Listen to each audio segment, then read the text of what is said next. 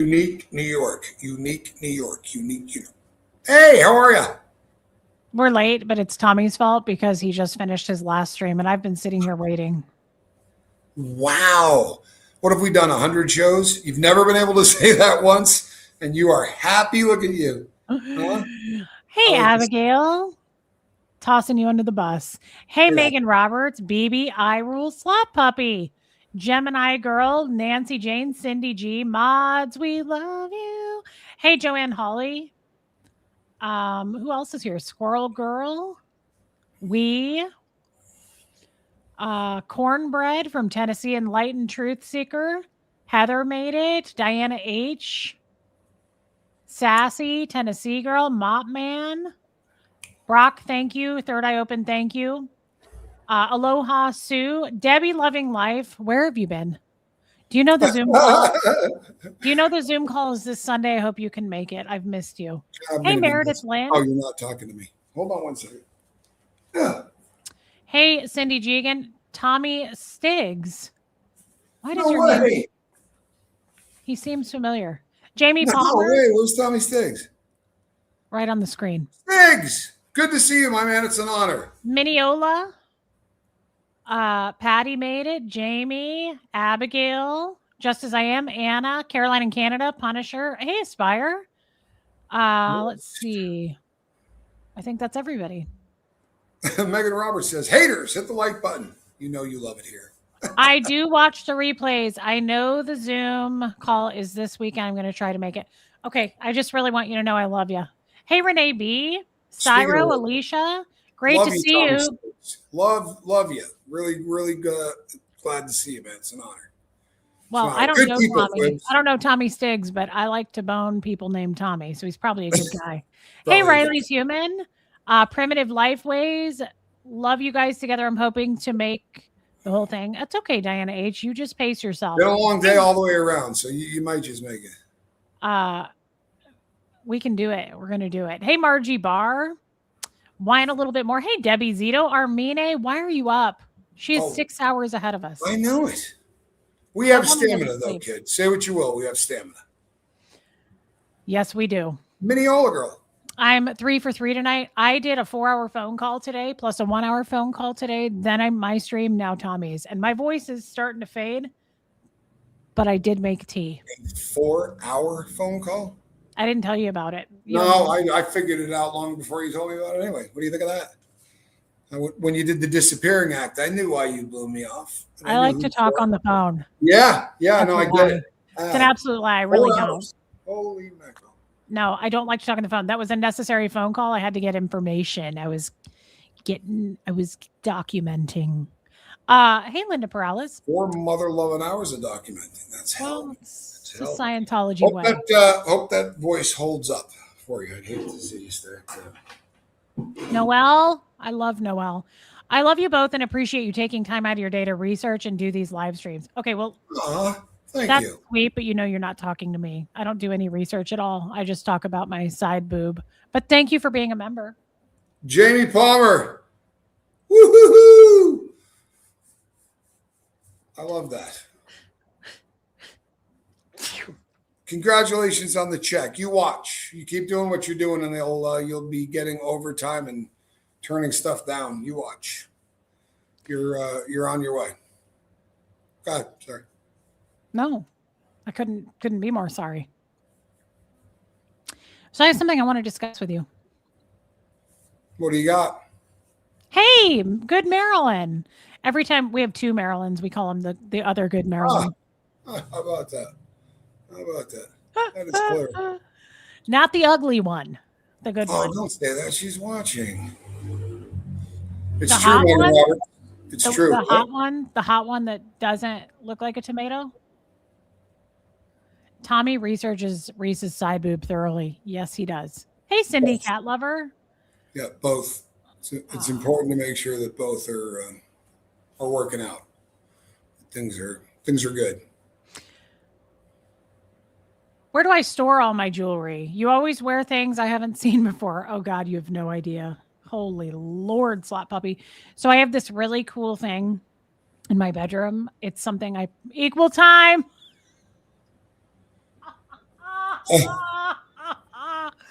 Sorry, Cindy G, you weren't supposed to say that over here. I don't know that I told Tommy. Tommy, check your e-bill, pal. Hey, Marissa Martin, I have this giant thing. It looks like a doorway to Narnia. And it's a mirror, and it's what, like 8 feet tall? It's huge. And it has a knob, and you pull the knob, and then it has all my jewelry in it. And it's bigger than a doorway. It's huge. Look at that. Oh, Paying my wow. penalty for missing lives, even though I wasn't called out for it. Sorry, I wasn't missed. I love you both. Truly hope to meet you. And we will meet you. Oh, you know something though? You must be incredibly busy. I remember that stretch right before you you do the whole expat thing. Makes sense to me. I don't know whether, there's a lot to do right before you get out of Dodge. But Debbie, thank you for this. But I love you, and I will absolutely meet you in person. We've had that conversation many times. We will have. As much as Tommy is not he is not a super social man. I'm going to force him to be, and we will have a dinner at either Luigi's, or we're going to go to my favorite place, Lucy's. Yes. No, you know what? When I really feel Thank you, Debbie.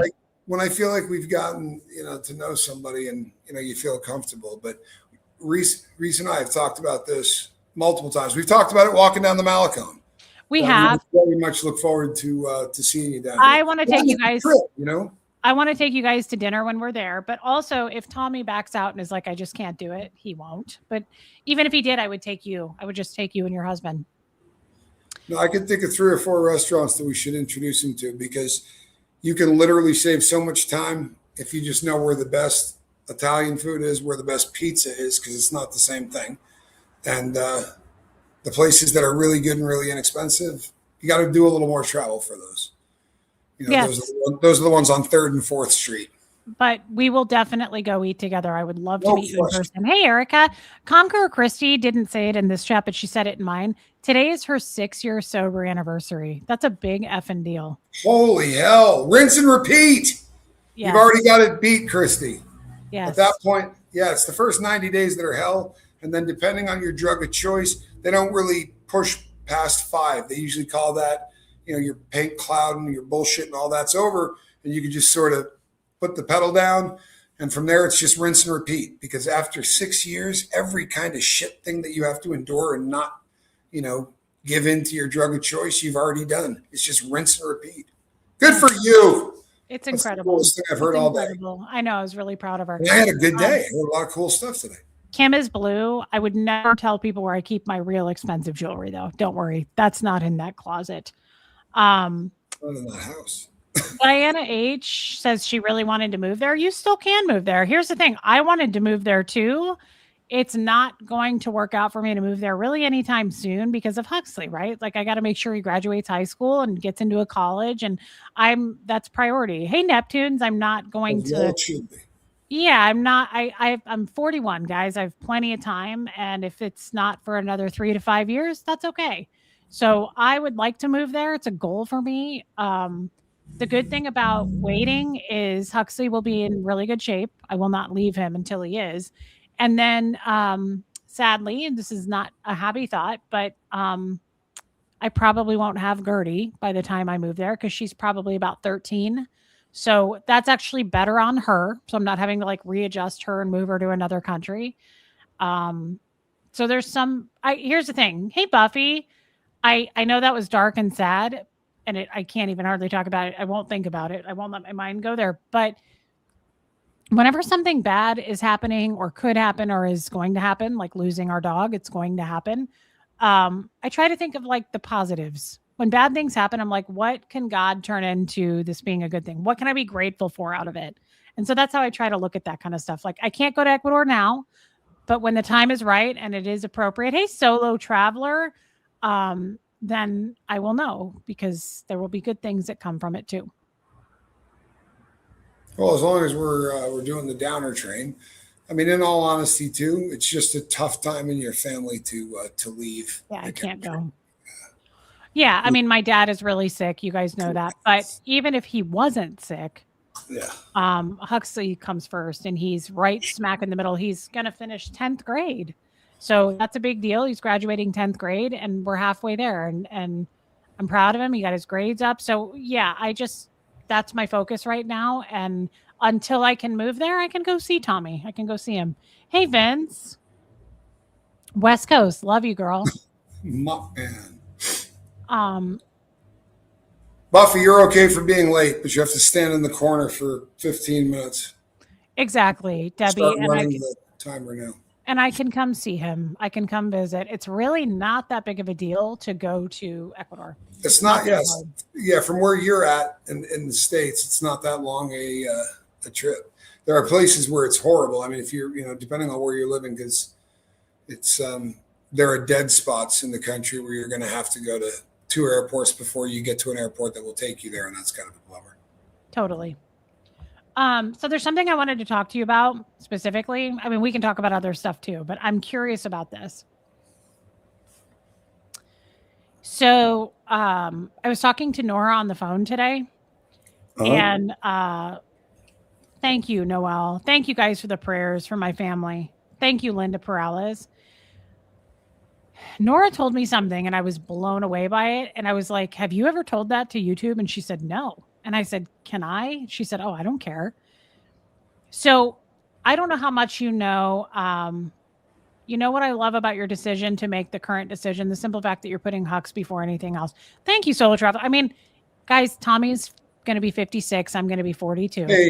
Hey, Mary Krause. We are super in love, but we have a lot of time left in our life. And I don't have that much time left to have my son with me, right, before he leaves the nest. So, and his education is very important. And yeah, so thank you for saying that. But it's just, I think any mom would do that. It doesn't make me a good mom, I think. No, I'm not sure that every mom would.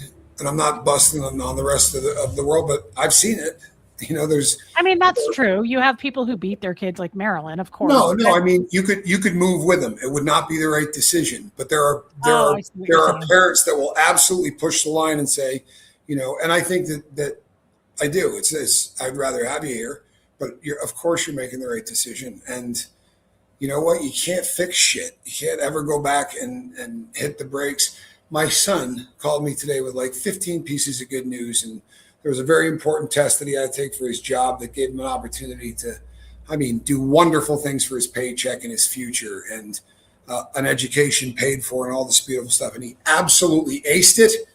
And he's just doing fantastic. Yeah, I'm really proud of him. You shared, I knew that. This isn't news to me. I knew this, but that's amazing.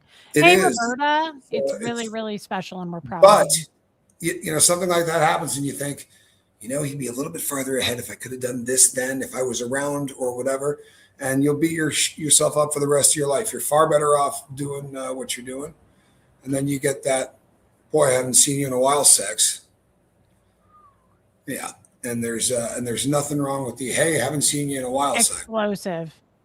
Sassy, I believe it is. Yeah, this is from Paris, this ring. A lot of people seem to like it tonight. I'm kind of shocked by it. Tommy is right. Not every mom would do that. You're amazing. Thank you, Solo Traveler. Debbie, that is very kind of you to say. And this made me a little sad. Cindy G, not every mother would put their child first. I'm raising my granddaughter. That's sorry. Right.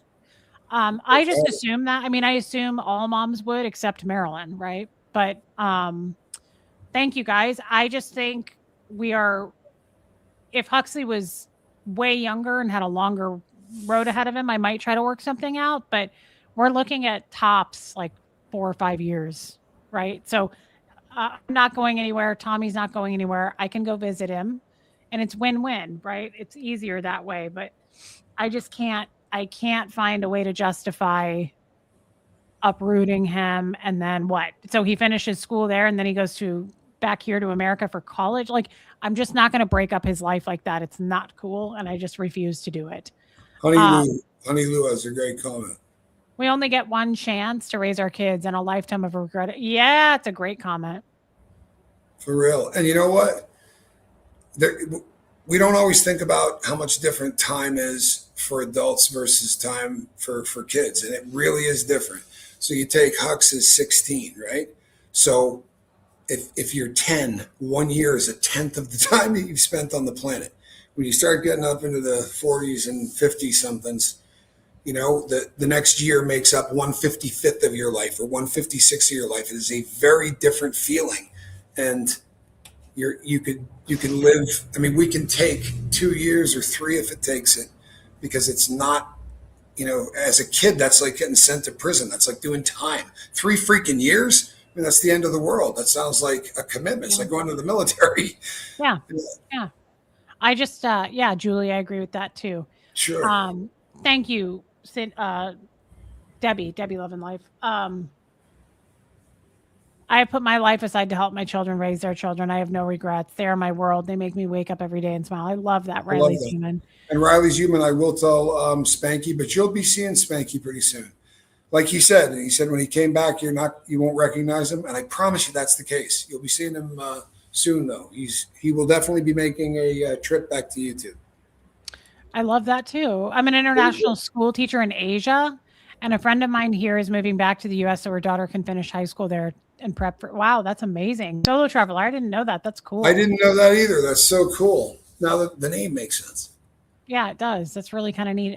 I feel like I've known you forever, and I didn't. Yeah, exactly. Really cool. It's always strange when something like that happens, and you go, "Holy hell!" I painted a different picture. And that's terrible. My parents destroyed my life as a young girl when we moved to 3 different states in the same year. Oh yeah, I mean, guys, I'm just not going to do that to him. I can't. I really believe this. I'm not just saying it. I believe that I'm a single mom. His dad is not in the picture much, right? It's just me and him here. I believe that my job at this point in his life is to make his life easier, not harder, right? I need to remove stress. I need to make it easier. I need to make him safe to come talk to me, have those chats, like all of those things. So if I uproot him and move him to another country where he's forced to learn a different language and everything's flip-flopped, like that would make his life so much harder. No question. And I am not going to do that. I do not want to feel the sting of doing that to him. What's the watch of the day? It is an Elgin from the year of my birth. Oh, I want that focus in there. Come on. No? All right. Mm-hmm. But I love the dial. Any of the dark dials with the either silver or white sub dials flips my switch. Did you forget to watch today, Pumpkin? Lucerne. Yeah, no, that's a dive watch. Remember the other day when you said to me, I said, "Do you dive watch?" And you said, "What is a dive watch?" There you go. That's a dive watch. Oh. And that's Swiss made. And when those were really popular, there would be shops all the way down to the airport. So if you were heading to the airport in Switzerland, you could buy these watches anywhere. And they have movements sometimes by great companies, because no one actually made watches. They would buy cases, they would buy movements, they would just assemble the thing and then put someone's name on the front of the watch. But those are fascinating. That was one of the brands that actually took off most. I love my watches from Tommy, guys. I have so many. Every day I open my watch collection, I'm like, what do I want to wear today? I probably have 50 watches from you. Hey, Jen Finberg. Yeah, that's realistic. Not Feinberg. Yes, I remember you saying. And Mr. Carson is Mrs. Carson. But now you've got me so freaking intimidated. I'm just going to call her Jen Fin. You could do Jen Fin or Fen Jen. You're killing me, Smalls. I'm going to screw this up now, and people are going to look at me like I'm dumb. No one cares, babe. Do I have a moon swatch? No, but I have the watch that they were going to knock off. I have a real Omega. So, but I would have loved to have gotten one, especially in the beginning. What I got when I was with Reese on one of our excursions, I bought a couple of the Blancpain 50 Fathom made by Swatch, and they're absolutely incredible. Although one is missing.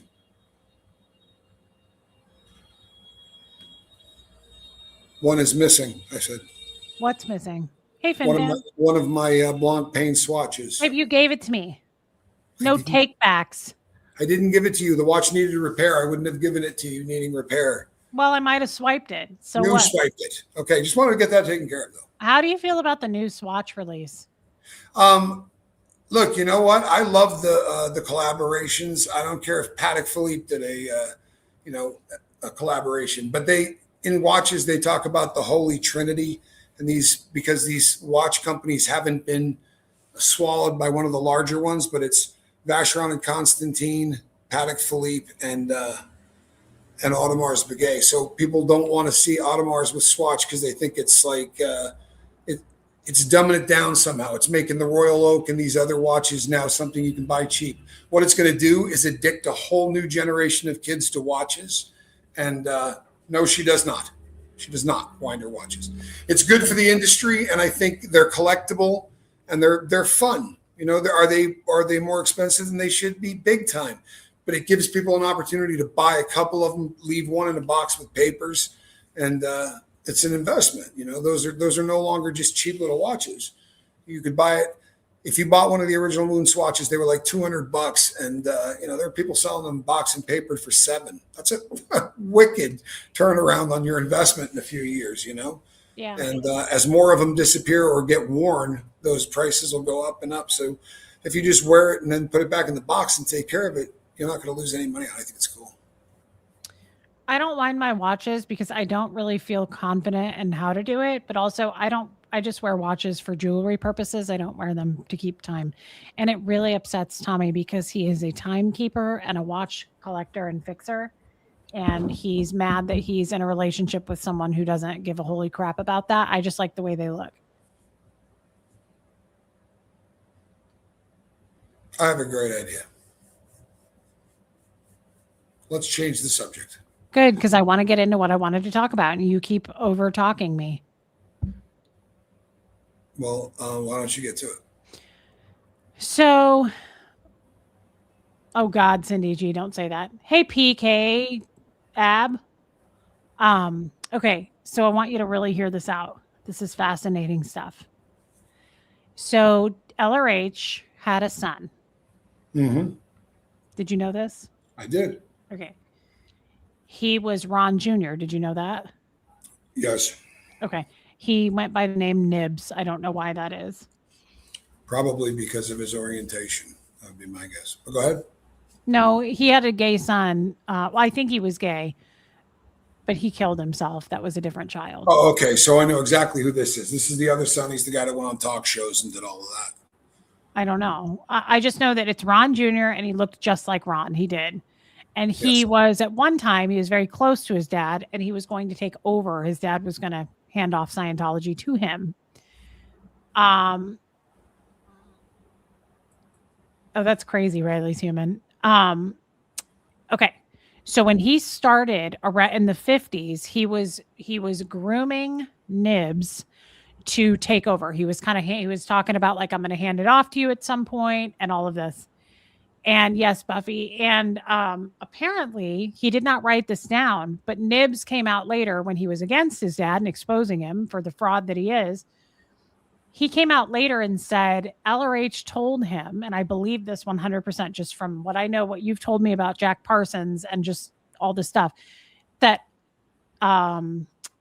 the real reason he did the like weird mind stuff and like the OT8 and the preps for OT levels and the wall of fire and just the weird indoctrination things was purposely to open up a portal to let like certain demons and beasts in. Yeah. Do you think that's true? Yeah. It's the Babylon working. And here's the thing about that son. That son said a lot of shit, and some of it has been recorded. There's stuff you can see video of that cat. I can't remember the show he was on, but yeah, when he came out smoking. Like he said his dad, that's when I first started talking to you about the meth. I heard that the first time out of the kid's mouth where he goes, take the amount of words my dad wrote, figure out how many words you had to be typing in order to pull off that much. He's like, my dad would get cranked the hell up. I'm paraphrasing, but he would take a ton of speed and just sit there for days on end typing crap that they published. Like, I don't know if you ever read that whole Battlefield Earth is a series of a shit ton of books. And I ended up in a prison and it was the only thing on the book cart. It was like 1 through 5. And I grabbed them and I was in there 14 months in the shoe. And by the time we had left, I had read every single one of them. Another guy had the top half. Yeah, it was a bummer. Oh, that sucks, Linda. I feel bad. Is that I know the watch too. Are they good watches? Caravellas, yeah, it's Bulova. They had two different, it's like Rolex has Tudor. Bulova had Carvel, but Carvel made watches that Bulova didn't, but they got a lot from Bulova, and sometimes they would like hollow it out and make it a skeleton so you could see all the way through. I think I might have given you a skeleton. I'm not sure. Yeah, his name was Ronald DeWolf. That's right. And so he has a grandson now that's alive, Jamie DeWolf, and I would love to talk with him. I don't know what that's about. I don't know why they don't talk, like why he doesn't say much. I know that Nibs is passed on, but I guess what I want to know, babe, is what's your take on that? Like do you think that Scientology was kind of derived because of the stuff he did with Jack Parsons? Like, did he do some kind of like, because the Jack Parsons stuff, it is hard for me to accept truths about LRH and Scientology. Yes, Riley's human. I remember when I cried when he told me LRH was doing drugs. Yes. I felt so lied to because I was like, I had to do a Purif and a drug rundown over cough drops. Like, I was mad about that. I felt so betrayed, right? Like, drugs are a huge, I won't even, to this day, I'm like, oh, I don't want to take too many. My sister will be like, what? You need to take 4 Advil. And I'm like, no, I take 1. If I take 2, like, it's bad for me. I'm scared. I don't like to take stuff. Even if they were prescriptions for it, you usually don't like taking it. Tommy gets mad at me for that. I will get prescriptions. I do. To take drugs for illnesses that I'll have off and on, just crazy stuff. And I'll be like, I looked it up. I'm not taking it. And Tommy's like, don't tell me that because it makes him mad. It does. And it's just, I know it's just a weird, I know I'm not the only one. It's an ex-Scientologist. It's a Scientologist thing for sure. But like, we don't trust doctors. We don't trust drugs. We don't trust prescription drugs. Like, it's a weird thing. I'm trying to get over it. I really am. And he is proud of me for taking stuff. Like, I'll be like, I took it. And he's like, no way. Yeah. I'm always very happy when that happens. So yeah. So back to the question. I think it goes back even before Jack Parsons, which is bizarre, but he worked at a place that he was exposed to hypnotism at a very young age. So, and had become, by all accounts, fairly proficient at it. And this isn't him talking. This is other people that sort of do the history of LRH. And apparently he was pretty good at it. Like, he had no problem, hypnotizing people. But which is odd to learn that so young in life. But he then took that, and as he moved out west, and started doing the writing the pulp stuff, he meets Jack Parsons and moves into what they called the parsonage, which is where they rented out rooms in this. He had a mansion, Jack Parsons, and he rented out rooms in it. They called it the parsonage, and LRH moved into it, and they started doing what was called the Babylon workings. So is that a book? Hey, Cat. Hey, Diane. No, it's a spell designed to open and bring forth an entity to open a door to basically. How old is it? Like, is that like centuries old? Oh, you mean where did they get the Babylon working from? Honestly, I don't know the exact origin, but it's a safe bet that he got it from Aleister Crowley, because Jack Parson and Crowley were tighter than tight could be, until LRH, screwed that up for old Jack Parsons. Real quick, Reese, will you record your packing and moving journey when the time comes? Then will you do the same when you're moving and unpacked and settled? You mean like do streams on it? Sure, Heather. Yeah, that's a great question. Yeah, of course I would. Yeah, I would definitely do that. I think that would be a lot of fun. Actually, it's a good I think it probably would be. Yeah, I know people. You know what? It's great to if you can't do it, you know what I mean? If you don't have the ability to travel somewhere, I have looked at so many places that way online. I'm fascinated by looking at, but you usually don't get to see people in it. Normally it's a narrator who's doing this on the streets of Guayaquil. You know what I mean? There's nothing personal about it. But if you can ask questions of the people that are there, it's I think it's a pretty cool thing. I really do. I do too. Hey, Anna Banana. So I don't know why. I don't know why this is bothering me. It's bothering me like you told me when he did drugs. It's like I can't let it go. So do you think, like, does that sound realistic? That like a lot of Scientology practices were to open some portal to like. Yes, and I know that. I mean, As- let's face it, like OT8 to us is like they can read minds, they are telepathic, right? Like it is some weird hocus pocus stuff. Thank you, Claire. That's so the nice. good It news takes an is, artistic mind to come up with this awesome podcast title. Oh, the title. No, I can't take credit for that. I was in my last stream and I said, what should we title it? oh, really? I Yeah. love that. Yeah. I And absolutely. then they came up with a new street name for our actual show. Two SPs in a pod. Who came up with that? I can't remember. I'll have to go back and look. I thought it was funny great. That is funny as hell, man. That's good. I love that. I do too. But you know something, you've come a long way, babe. Because in all honesty, there was a point in your This one. nice. Kim is blue. Well She's played. so creative. I love Kim. Yeah, well played. That was amazing. It really was. That was amazing. I Now love Kim is blue. you've come a long way, and by that I mean, no lie. There was a time in your freeing yourself from this cult that you just couldn't hear this, even if you heard it. And by that, I'm not being funny. You and I have done a show on this, where, whether you remember it or not, we did a show on this exactly, where we talked about the Jack Parsons and LRH show that we did on this. Yes. Basically broke down where the origins of this came from, and they're laid deep in Aleister Crowley. Bottom line, deep in Aleister Crowley. You know, this is everything that happened was immediately. You know, he did the he stayed in there and did sex rituals with the two of them. It's not just sitting around and doing a spell. They're in there making the beast with two backs, you know, and he's sitting there as a scribe, sort of watching them get it on. And the idea was she was supposed to give birth to the Antichrist. Yeah. And so Hockey Smash, I didn't respond because I don't know what Huxley would want to do there. I have no idea if my kid would want to go into the military. I've never discussed it with him. I don't know. You know, if I could do it over again, I would try. I would like to try for a tough part of the military. You know, like you see Navy SEALs, and it makes you think to yourself, I was never in shape. no matter how good a shape I was in, I was never in shape. I would have loved to have given that a try. Sharon, there's a vibrant expat community down here. They have different places where they go on specific days of the week, so that English-speaking expats can all get together and meet and do that kind of thing.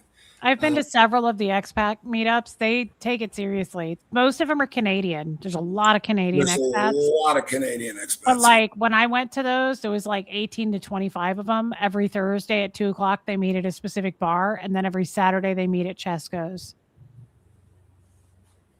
Yeah, which apparently has like karaoke and really good nachos or something. There's no. Yeah, I want their nachos. I get mad every time we don't do it.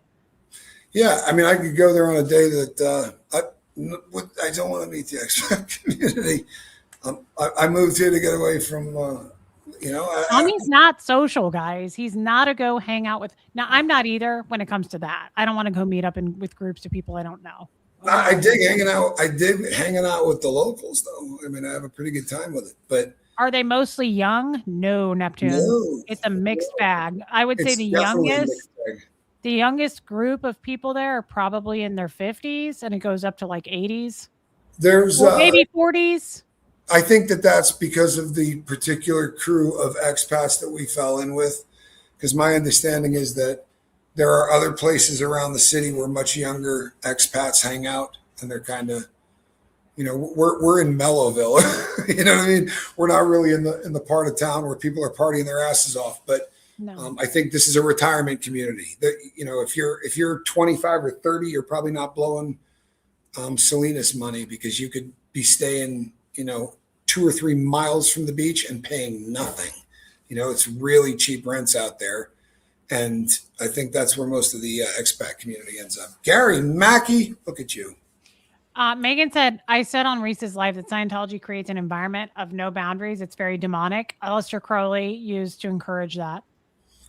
Yeah, I mean, the roots of Scientology, and I know that this is a bummer because we've talked about it many times, and I'm not busting your chops, but you're getting better at this every day. You get to a point where you might need to hear something 20 times or 21 times, but then you're going to hear it and it's going to go, oh my God, and it's going to click. And I think it's probably has something to do with the fact that it's difficult to come to grips with this. You spent your whole life, even once you're out and you realize that this probably wasn't, this isn't real and it's all bullshit. It's harder when you find out that the guy that is the dyed in the wool supposed to be, at least the guy that believes in all of this was a freak that was doing something completely different. The idea of controlling people was a big part of what Aleister Crowley did. And it's exactly what Scientology is, except they're using high-tech electronic shit. But that was, I think, the magic of LRH was his ability to see what Aleister Crowley could do with an e-meter. You know what I mean? And he just, the whole system, if you look at it and it doesn't scream this to you, then I don't think you've done any critical thinking on it. And I'm not saying satanic or anything else. I happen to believe that it is because of Crowley's teachings and all of that shit. But any way you shake it, it is systematically designed to break you down and turn you into somebody that can be controlled. And that's Love it. you, Debbie. Yeah, Do you no, know I absolutely agree with you on that now. But Right. it's so backwards for me to think like that. And it makes me feel like I feel so anxious. I have anxiety about all the people in Scientology right now that don't realize that it's like actual like black magic that like this was all based on. It freaks me out. It freaks me out. Like the whole like I remember and Gary Mackey, thank you and be safe, my friend. It's very kind, Gary. Thank you. There's the bomb. It makes me think of like my they're so certain of their abilities in Scientology. And like I went to my chiropractor, which was a cuckoo bird. Hey, OG Gaslit. Is that a clinical term? Uh-huh. Tommy, did you know Parsons had a worker named Frank Molina whose son Roger married Ghislaine Maxwell's sister? Whoa. I didn't know that. I don't know that I knew that. Read that again. I know, I did. So he definitely had a worker named Frank Molina. I had no idea that his kid Roger. That's crazy, OG Gaslit. That's funny, Barbara Waite. That is crazy, Gaslit. Good to see you too, babe. Babe. So I go to my chiro, who's the one who told me I have diabetes because when I was born, my dad went, "Hi, sugar," and my daddy took it. So this is the same cuckoo bird. But he started running some process on me one day when I was like, I don't know, it just hurts like right here. I was like, I don't know, I have this like weird pain. And he was like, all right. And like we were standing in the exam room and he was like, I want you to think and go exactly to where that spot is in the body. And I was like, go there? He was like, yes, I want you to travel there, travel to that spot in the body. Hey, Angie Mo. And I was like, okay. And he goes, are you there? And I was like, sure. And he goes, sure, I'm there. We're good. Go ahead. Continue. Funny shit. Yeah, I could totally see you there saying it too. Yeah. And he said, are you there? And I said, sure. And he goes, like full tone 40 command, how you would give it command as an auditor. You don't just like say it like this. So full tone 40, he goes, are you there? And I went, sure. And he went, good. Turn it white. And I was like, okay. And he went, good. Did you do it? And I went, mm-hmm. And he went, good. Turn it white. Oh my God. How long did this shit show go on? It went on for a few minutes because he kept giving me the auditing command. And I went home and I was like, I have no idea what just was performed on me. And I told Brenda about it. And she went, what? And I said, yeah, you made me turn it white. I don't like, was I black before on the inside? Like, am I toxic? And Brenda goes, he was running an auditing process on you. She goes, that is so out tech. She was like, I'm going to write a report on that. He should have never done that. Of course she is. Yeah. And he did, but he did it over and over. He was like, good. Did you do it? I was like, mm-hmm. And he was like, good. Turn it white. Turn it white. Turn it white. And I was like, white? Cool Whip. I was like, okay. So all I'm saying is thinking back to the weird processes, but this is not funny. This is sad. Like the sexual questions asked of me when I was 6, Right. like all of that makes me think of weird rituals. Yeah. And then it made me think of the jesters. And Right. I was thinking they have weird sex rituals. Remember we found out about that? Mm-hmm. Do you think that really can or could open some kind of something to like bring some creature or being or entity? Could it? Well, I have a question. Isn't Earth already kind of a shithole? Like, why can't it come in on its own? Why do we need to open doors for something so powerful? Can't it come in on its own? Well, there are theories about that because no one can prove or disprove whether these things exist. There's empirical evidence that some say prove that it is real, and there are people who will say the exact opposite, that there's never been anything empirical. The deal is, what's empirical mean?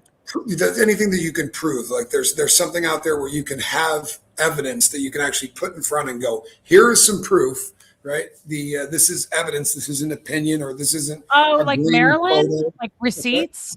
A little bit higher standard, but yeah, you get the idea.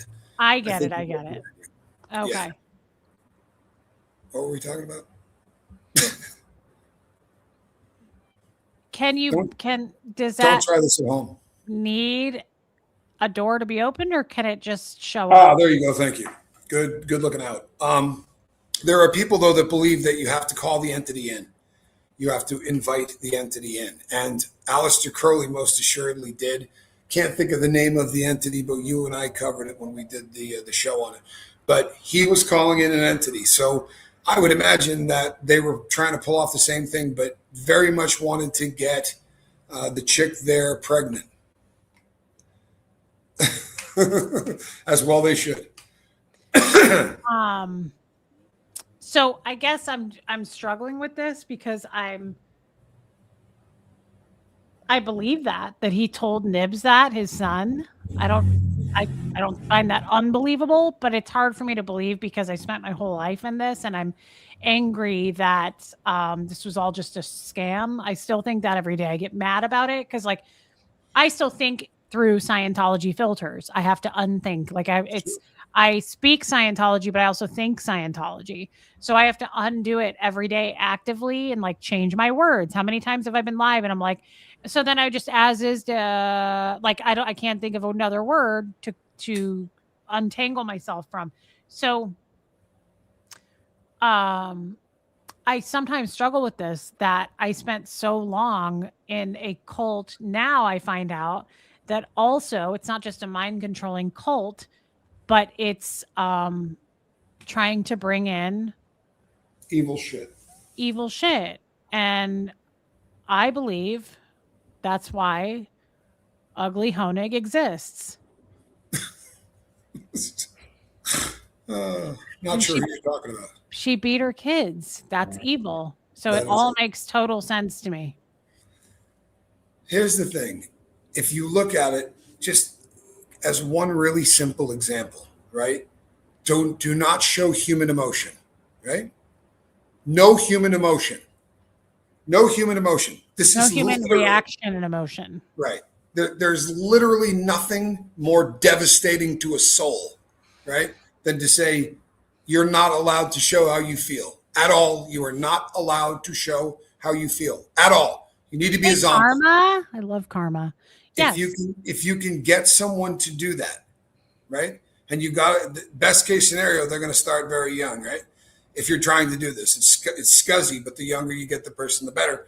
And you start drilling this into somebody later on in life, when you go into a chiropractor's office and the guy goes, "Are you in your body?"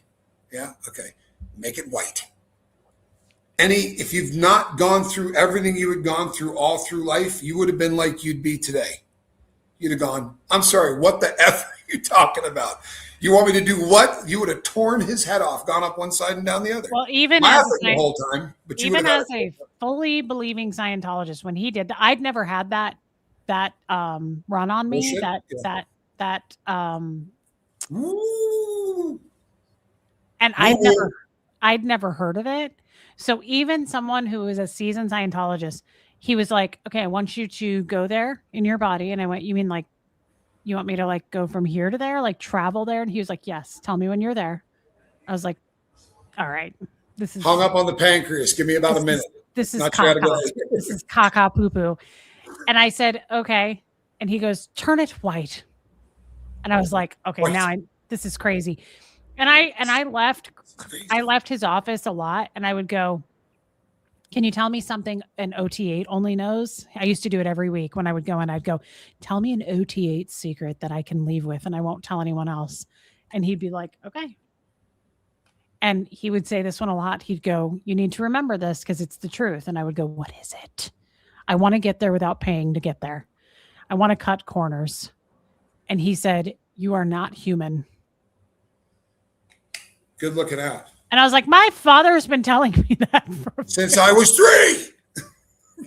You prick. Holy hell. I mean, at least my dad didn't beat me and lock me in a room like Marilyn. But yeah, no, I've been told that for a long time. And this is a sad comment, but it's true. The top Scientology leaders deceived you. It's really disturbing. Yes, it's actually not a laughing matter.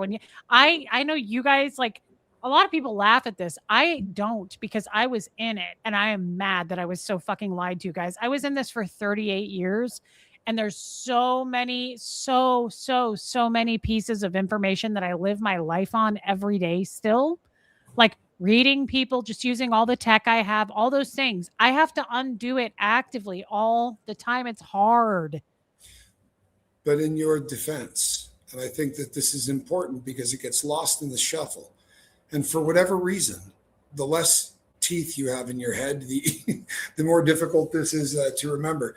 But you were born into this, right? This isn't something where you were walking across the a parking lot and you saw a thing that said, come in and take a free personality test. That's not what happened. And I'm not busting on the people that does happen to. But it's a very different thing when the indoctrination starts to happen before you ever have a thought about what it means to be something more than a child. Yes. I don't think that you shove, any kind of indoctrination down a kid's throat when they're 4.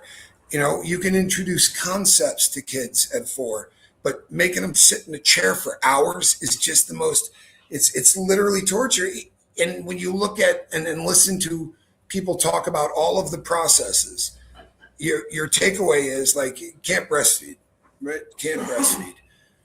All of these things are designed so that you're not going to bond with your kid the same way, which is really important because we're going to steal your kid anyway, right? We're going to send them off to a little worker camp when they're 6 and use child labor and get around every law, on earth. And they were trying to really kind of build out an army, and it's designed as evil as shit as you could get. If you got in a room and said, make this as evil as possible. If it is not satanic, it will do until satanic shows up, because they're literally eroding at every single part of life. They're gonna dictate everything. How you have sex. Have you been touching yourself? I mean, think of this shit. It's just something that is so bizarre. But if you grew up in it, there is nothing else. Like, I don't think people understand that. This is it. I don't have boundaries for that reason, right? Like at 6 years old. A choice. This is all you knew. They didn't give you weren't able at that age to go, well, this is the crazy shit they're doing here, and this is the other world. All of that was just part of your life. And this is how people live. This is what dads do. This is what moms do. It's fucking terrifying, in all honesty. It's one of those things that can keep you up at night. It's super abusive because it's different, guys, when it is all you know. And yeah, I mean, just the simple, like, what were you thinking about during sex? How many fingers were used? What positions were used? How many times? Like, there is zero. It's all poker face. Like nobody says I'm not comfortable with that. You're crossing lines. Like it's straight out of the gate, like just super inappropriate questions. And asking that of a 5-6-year-old kid, they don't like that's just like again, it's like if you only feed a person one kind of food for their entire life, they don't know if they like pizza. They've never had it. Like Correct. right? I mean, you don't 100%. yeah, it's like well, they were a piece of veal and they've lived in a No one should cave. be asking. No one should be asking you questions like that, right? Well, maybe friends at a party, a couple of glasses of wine, you guys start telling crazy stories. But normally you don't have, or you can check us out on OnlyFeet, where we talk about such things. But normally you restrict that kind of thing. It's creepy to have your religious leader doing it. If you want to ask that of adults who join, like go for it. That sucks. It's still abuse. But doing that to kids is so effed up because I didn't know any better. So then I come out onto YouTube into the world and I have zero boundaries. I know I've said this 100 times on 100 shows, but hey, Heather, I have no boundaries. And I openly talk about sex. I openly talk about a vagina and all these things. And it's like, people were like, oh my God, she's so inappropriate. She's vile. Like, no, I mean, I'm not doing it for, shock value. I'm not doing it to cross boundaries. I don't have any boundaries. Like it doesn't bother me to talk about those things because I've been asked about my vagina since I was 6. Yeah. Like, I've been told I'm not human. I've been told no H-E&R in this house. That's the secret, isn't it? No H-E&R in this house, you were right? Told that by a OT8. But my dad has been saying no human emotion and reaction in this house since I was little. So it's like, it's hard for me, guys. How to reprogram a kid, how to take and destroy a soul. It's a textbook. I'm 3 years out from all of that believing, all of those beliefs. And it's, forgive me if I'm still a little bit like rough around the edges and unpolished. I may never be normal. I know I never will be. How did I figure out how to get out? Hey babe, you look familiar to me. It's a miracle. I didn't figure out how to get out. I reached out to the Aftermath Foundation and spoke with someone there to help either maybe get me out, but I really just did it with the intentions of I want to talk to somebody about this on the outside who understands me. I can't go to my church and go, I have questions, right? So I called them for help just to feel it out and see. And the person was the vice president. He had a huge YouTube channel. And I was feeding him information for like 6 months. He wanted all these questions answered and information, right? And I did that. And then on New Year's Eve one night on a live stream, he accidentally outed me. He put my name up on the screen. So that's how I got out. I didn't mean to get out. I wasn't trying to actually leave. I certainly didn't want to be publicly outed like that. So that's what happened to me specifically. It breaks my heart this happened to you for these years. It was so abusive. I'm so proud for how strong you've become. Thank you. But you do have boundaries now. Riley's human. Hey, Just Joan. I work on it all the time. And babe, I would say she's right. Do you agree? I think I have boundaries more now. I set up boundaries for me. Yeah, but like the body stuff, all those things, I don't talk about sex anymore because I don't want to make people uncomfortable. I don't ever want to make anybody feel like I'm crossing their boundaries. Like, that's not where I don't like making people feel uncomfortable. I had my boundaries crossed for 38 years. I don't want to try to cross people's boundaries. So I love talking about those subjects still, but I don't because I don't want people to be like, oh, she's so inappropriate. Like, right. I don't want to do that. No, here's the thing.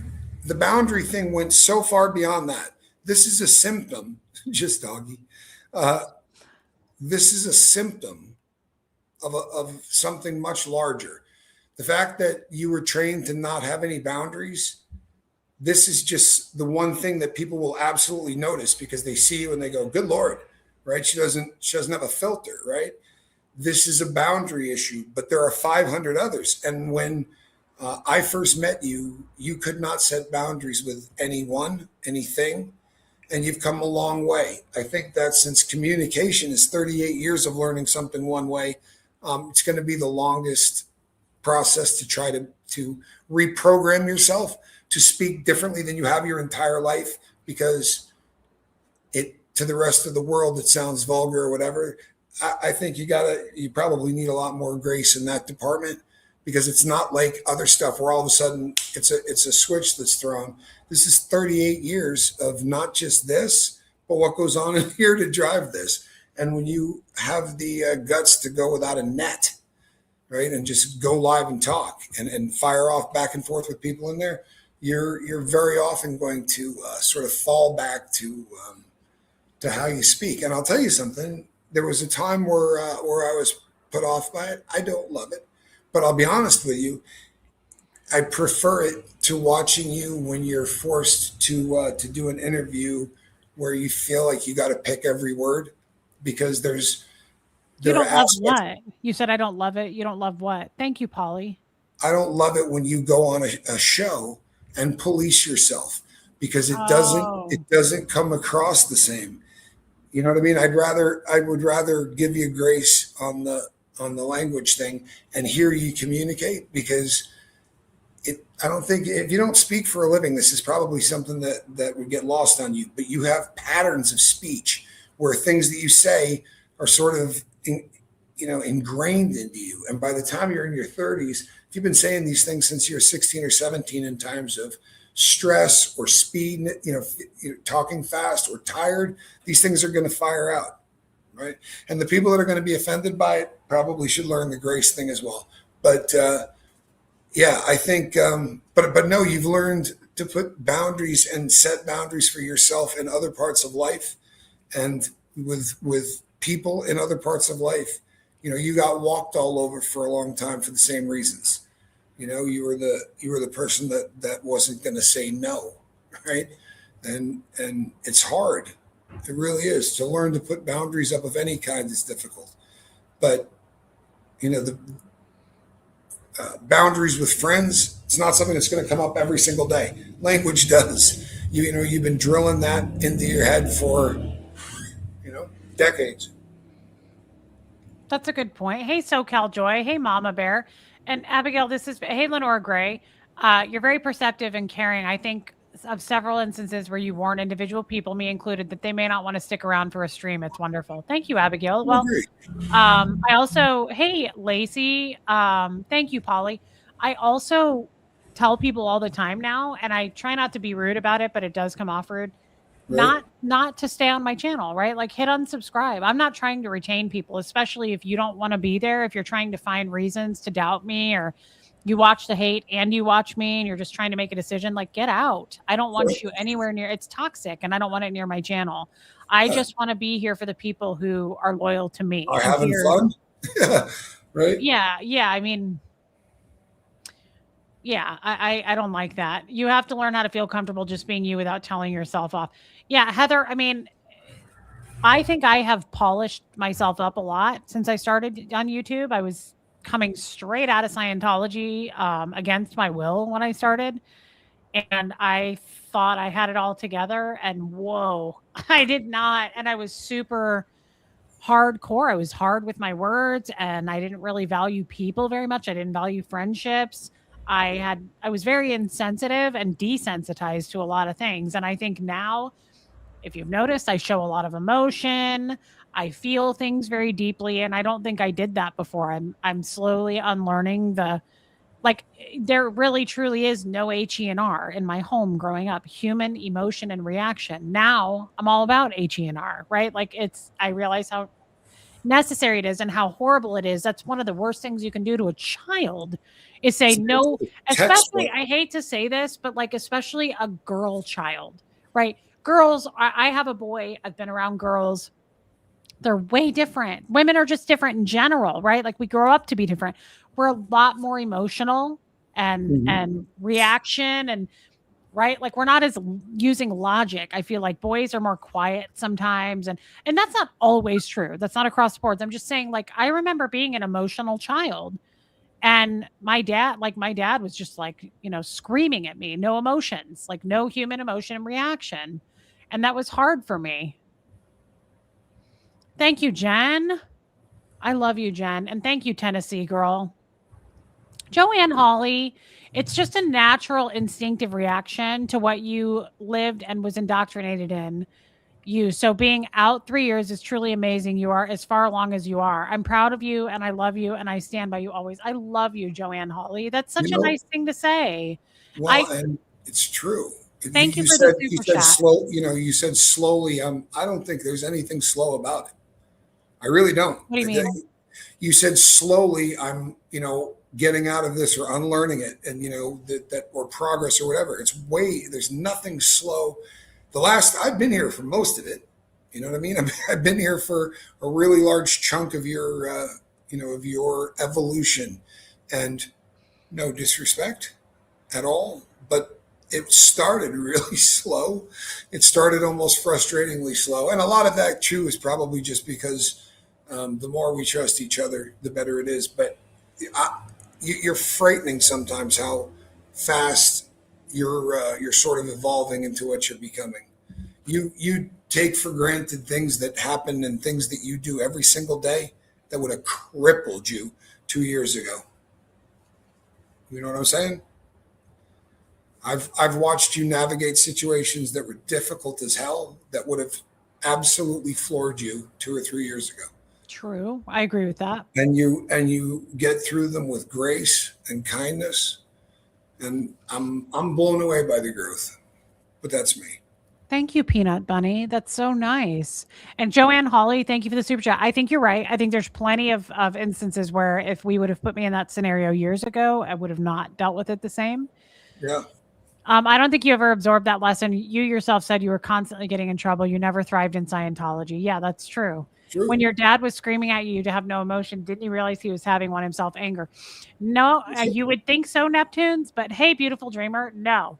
I don't think so. But my dad also was very of the like rules for thee, not for me, right? Like, so he was kind of I don't know what you would call that. Like he was the man in charge, right? And he never made mistakes. Right.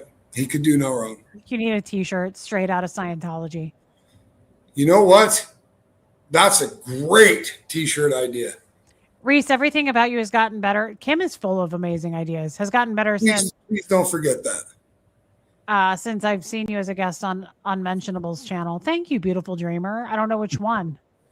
Oh, it's throw it on the list. There's a few. Reese seems like a sponge to me. She soaks it all in fast. Hey, how many times have I said that? How many times have I said that? Because I want to learn. I feel so stunted and behind in the human race. And what do you know how many people have been like, yeah, we learned that when we were 15. I'm like, okay, well then I need to catch up. I have a lot of learning to do. So I think that's one of the reasons I'm guys, that's probably why I am. My mom says, do you think you'll ever run out of things to talk about? No, because I constantly am thinking, how can I learn that? How can I relearn that? How can I deprogram from that? How can I jump, skip, hop to this? I want to be like this. I want to be more understanding of people. I want to relate to people. Like the wheels are always turning. Our first conversation on education? Not the first one, no. You were viewing education, and I said, autodidactic. You could teach yourself, right? Be self-educated.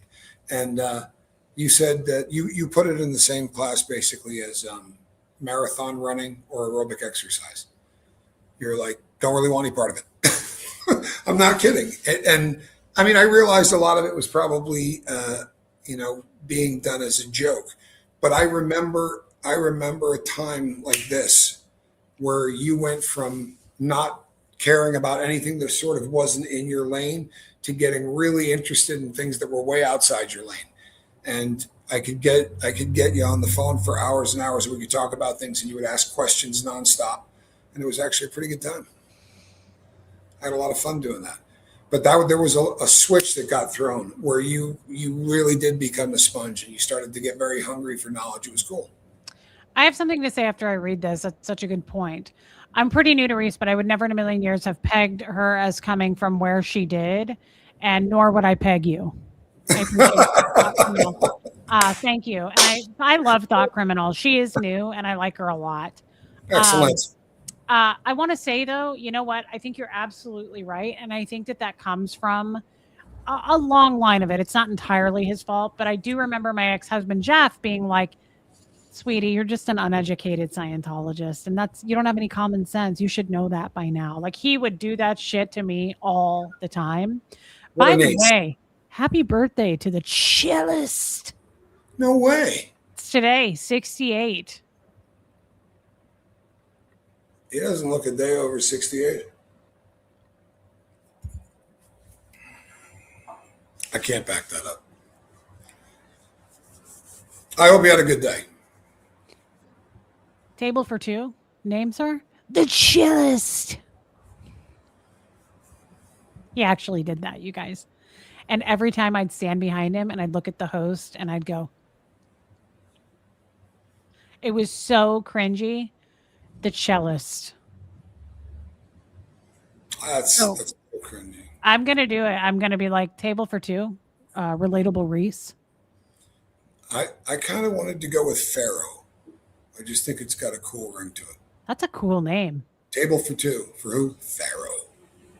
Like a first name? No, I'm just going to use it one like I'm Cher.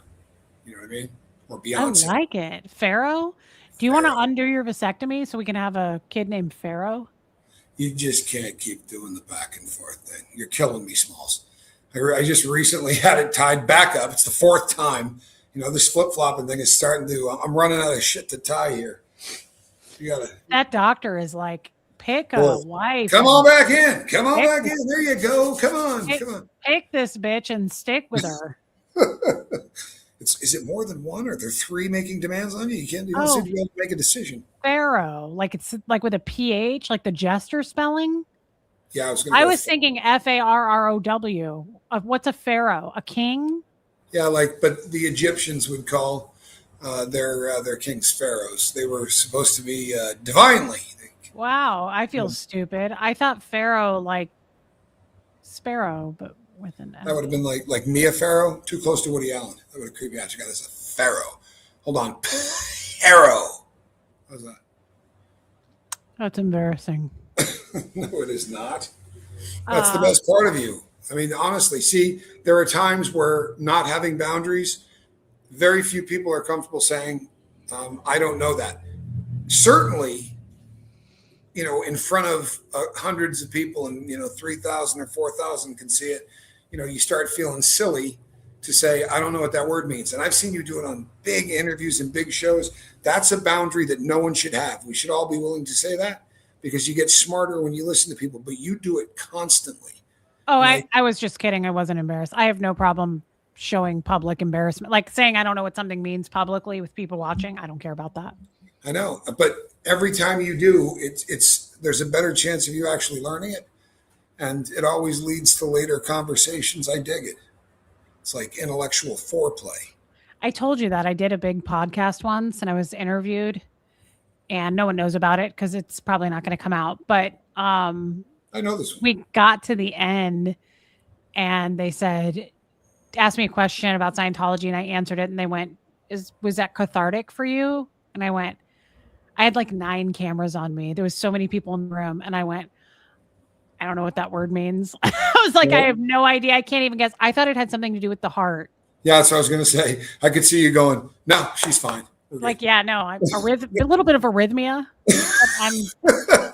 I'm doing fine. Can you actually get me my inhaler? It's in that black purse. I was like, funny you say that. It's funny you say that. It's beating really hard right now. I was like, let's check. No, I had no idea what it meant. And the person was like, healing. And I went, oh, very cathartic. Yeah, I said, I never knew what that word meant. And some of the people in the room were like, and I was like, yeah, this doesn't embarrass me at all. I am not embarrassed at all. It's one of the sexiest things I've ever seen. You know what? Christian is funny as hell, man. I'm not playing. Christian is sometimes funny and sometimes Christian is a passive aggressive. What? I'm always putting my social security number in the chat. If you respect, I am always first. Put your social security number in the chat. Yeah, I'm feeling kind of depressed. Can you put your debit card number in just so I can get myself a little treat? Polly, what kind of entertainment did Scientology allow? TV, music, arts? Not much. There's not. And Neptunes, thank you. Wow. Thanks for gifting memberships. Thank you. Polly, they really, really, really promoted and supported their own people. So like when I was on staff or when I was a public, but in the building all the time, if a Tom Cruise movie came out, they'd be like, "We're all gonna go support and see that movie Of Friday course you night." are. Like, and it was almost like a forced thing. Like they were like, everybody has to go, and I was like, I don't want to go. I hate Tom Cruise. Um, Sharon said that right now. Tom uh, Cruise movies allowed, I bet. yeah. So, thank you, SoCal Joy. I love you. She said, as I've said before, your words amaze me. Thank you, babe. I would say like it depends on your status in Scientology. If you're in the Sea Org, I said this the other day, a lot of people don't even get a phone. So like there's no TV, there's no radio, there's none of that in the Sea Org. But it trickles down. So like staff don't get to watch much, don't get to do much. Everything has to be what's called uptone.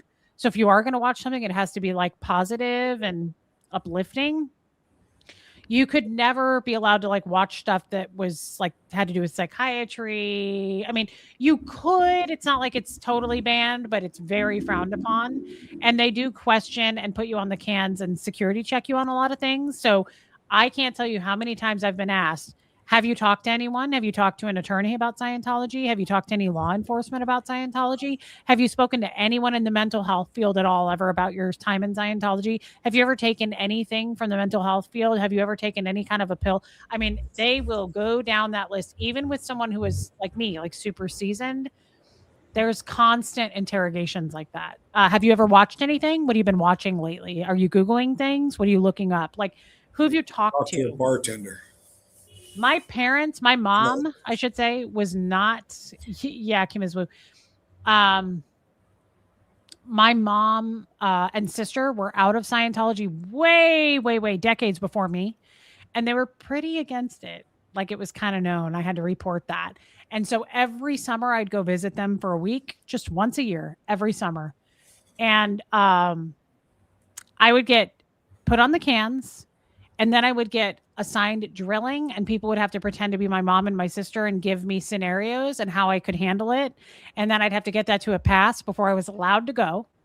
And then I would go for the week, and then I would come back and they'd put me on a sec check for the cans and go, what was said? What did you do? What happened? What did they say? Did they have you look at anything? Did they have you read anything? What was their tone level? What were they like? What did they talk about? Like every effing summer. And I was like, this isn't even worth it. So then the one summer, 2 summers, I went and they were like, please watch this Leah Remini show. I was like, dot, dot, dot, dot. I was like, I'm going home. I'm going Exactly. home because I I'm can't. I not was like, listening to you. yep. I was like, this sucks because I'm now going to be questioned about this. Like, thank you for the added stress and anxiety. But once again, if they're not drilling that into you at 4 years old and destroying all of the everything that is normal in the rearing of a child, right? That has evolved since we were in caves or whatever. To get to a point where we raise kids and there's that loving relationships and the give and the take and all of that great shit. They did everything within their power to ensure that that never happened. And that's the only way that you can get somebody to submit to what they were doing to you. In order to go on vacation or talk to people that weren't, say a whole water polo team or something. If you can't go and have a conversation with people without them putting you on the cans, then and she banged half a football team. And drilling you on all of these different things that you've done. No one would put up with that, kid, if they didn't start programming you at 4. I slept with the entire water polo team. Water polo, yeah. That's the word on the tier. How did my mom and sister get out? My mother got out in 1992, I think. My mom left when I was 6. She married somebody else, and she got out after that marriage. My sister got out. I don't have a whole timeline with my sister like you would normally with a sister. She moved out when I was like 7 or 8. Right. So that's the last time I lived with or lived anywhere near my sister until this last year. So I'm not super close to my sister. I don't know her entire Scientology story. She got out 2 years, coming up on 2 years. But I'm not super close to her, even living in close proximity. I don't see her very often, and we don't talk much. Thank you, Alicia Johnson. And so I know that my sister got out, though, around the age of 13 or 14. So she got out way, way, way, way, way before I did. And we didn't have a relationship. Just not this last one, but the one before was our very first Thanksgiving that I had any memory of ever with a family. So, and Christmas. Were they kicked out? No, BB. Yes, my sister was. Why didn't my mom take me with her? My dad wouldn't let her. My Well, dad. it's important that people think it's that don't compare this to a normal situation with anyone else, right? There's not a choice here because the church is going to back him, and they live in a place where you don't call a cop. And he had the money. Yeah, you don't report it to the police. And he threatened the hell out of her. And he just said, "You're not taking these kids." And she did try to get an attorney. And then what happened is like a whole bunch of sign. This was in the early 90s, like maybe 1990, 89, 90, guys. So a whole bunch of Scientology officials called my mom when she tried to get an attorney, and they said, she was in Scientology. You have to remember this, right? So she was a pretty highly trained Scientologist. They threatened her with her religion, and they said, if you try to take the kids, we will declare you. So that's the biggest, scariest thing. Being declared a suppressive person is what I am currently. And it's an official excommunication. So if she got declared, she'd have to disconnect from her kids. So they threatened the shit out of her. My dad threatened her. She dropped the case with the attorney and just said, "Okay, I'll give up my kids because I don't want to do that." And she didn't have any money. He made all the money. It was the 80s. She didn't even work. She worked as a waitress sometimes, but then the place burned down, oddly enough. And so she didn't work. My dad made all the money. He paid for the house. He kicked her out. And it was a bad deal. So she moved out of state and everything. So were they kicked out? No, my mom definitely wasn't kicked out. My sister blew, which is what a Scientology term is for an unexcused leave. So my sister left the Sea Org. She went into the Sea Org at like 13 and she left at 14. And that was it. Yeah. Wow. 38 years is a stretch, but it's all you know. It is all you know. So you had 38 years in and 3 years out, and you think it's going slow? I think it's hauling ass. Well, only because I'm making it haul ass, right? Like I do therapy. I mean, I see a therapist. I put the work in every day on my channel. I talk through this stuff. Like it's not easy, babe. I did a 3-hour stream with Nora on Wednesday. And when I talked to her today, she was like, she goes, "I thought I had a good time with you." She goes, "But I feel like absolute shit." I said, "I thought I was getting the flu." And she said, "No, Reese, it's the mental work we did together talking about that shit of our childhood. It makes us sick. It literally makes you like," I thought that. So the day after was yesterday, I streamed with her. She said she felt like shit all day. I didn't know that until today. And I said, "I really thought I was getting the flu. Like I had body aches. I was exhausted. I was really lethargic and out of it." And she goes, "Yes, because this is like the most toxic shit. Right. But we are doing the work. I mean, I'm putting the work in. It's not easy though. Like it's hard to talk about this stuff. And that's why I don't do it. I told her that today. She goes, "I'm going to have to scale back on the Scientology stuff. It's killing me. Like it's mentally exhausting." And I said, "This is why, Nora, I do not have a Scientology channel." People get mad at me. They're like, "Why don't you do enough? You don't do enough Scientology talk." And it's like, I can't. I'm not there yet. I can't do it. It mentally broke me for 38 years and it's hard to talk about it. Right? There's a little bit of trauma there. You know what though? I think that's evolving too. Right? When you were first out, I think it was more clinical for you to talk about being in the cult. And the reason it doesn't come across like that now is because every time you talk about it, you're less Scientological and you're more human being. And that's the suffering is what they didn't want you to feel. The roller coaster of emotions of feeling free and then feeling guilt for the people who are left behind. That's the human emotion that they wanted to beat out of you. And the fact that it's getting more difficult for you to do is proof, right? That you're evolving and you're evolving fast. You wouldn't have felt any of these emotions, or you certainly wouldn't have allowed any of them to come to the surface because that's what they beat the piss out of you for 38 years. Yeah. It's going to get harder. But the growth, that's when you're fighting through that shit and you're letting the world see it, which I think is courageous. It's like working out. It's like working out muscles. You're like sore the next day. Deborah, I do not. If I ever worked out before, I would imagine that's what happens. Oh, you've worked out. Don't start with me. You want to switch over to our other channel? Only Feet? No, I don't think Scientology is growing. Not much, no. Thank you, Slot Puppy. It's not easy, guys. I'm still going to march forward and talk about it because it's hard the next day, right? Like it is. It's like working out. You're like, oh, I'm sore, I'm tired. It's worth it 100%, right? Like it's therapy for me. So it's totally worth it. And every time I do a stream like that, I look into the camera and I look at you guys and I go, we need to talk about this stuff more. Like I always end up feeling better. It's like the way out is the way through. I think LRH says that, but I know he does. But it's better. I get better the more I talk about it. It's just hard. Reese, you're bright red and flushy. No, that's just through Marilyn's daughter's lens. No, I got a bunch of sun today. I'm super sunburned. Sunshine. I'd like to think I have an effect. That's the workout I was talking about. How did your mom and you meet up again and be so close? That's a great question, Deb. I didn't see my mom. I saw my mom maybe 3 to 5 times, like a handful of times. When she left when I was 6. Thanks, Cat. Up till I was 18. I did not see my mom again and build a relationship with my mom and get close to her and get to know her until I turned 18. And then we got an apartment together when I first came to Kansas City. I was getting off of meth. I was doing drugs at that time. And then I got a job and got my own apartment. And my mom and I have been close ever since. It's been really, I've been very lucky to have my mom in my life and be so close and be able to lean into her. And it's just weird because it's not entirely maternal, right? Like I kind of got to know my mom for the first time at 18. To me, that's not my mom anymore. We're just really close friends. Like it's hard for her to mother me. She does, but I'm like, I don't know. I don't. No, I do not use retinol. I cannot use retinol. My skin does not like retinol. It turns me super red. That's probably why Marilyn's daughter thinks that. No, I just get out in the sun. No, I can't use retinol. I know retinol is great for skin, but I've tried it many times. I even got a prescription for it, but it really made my skin red.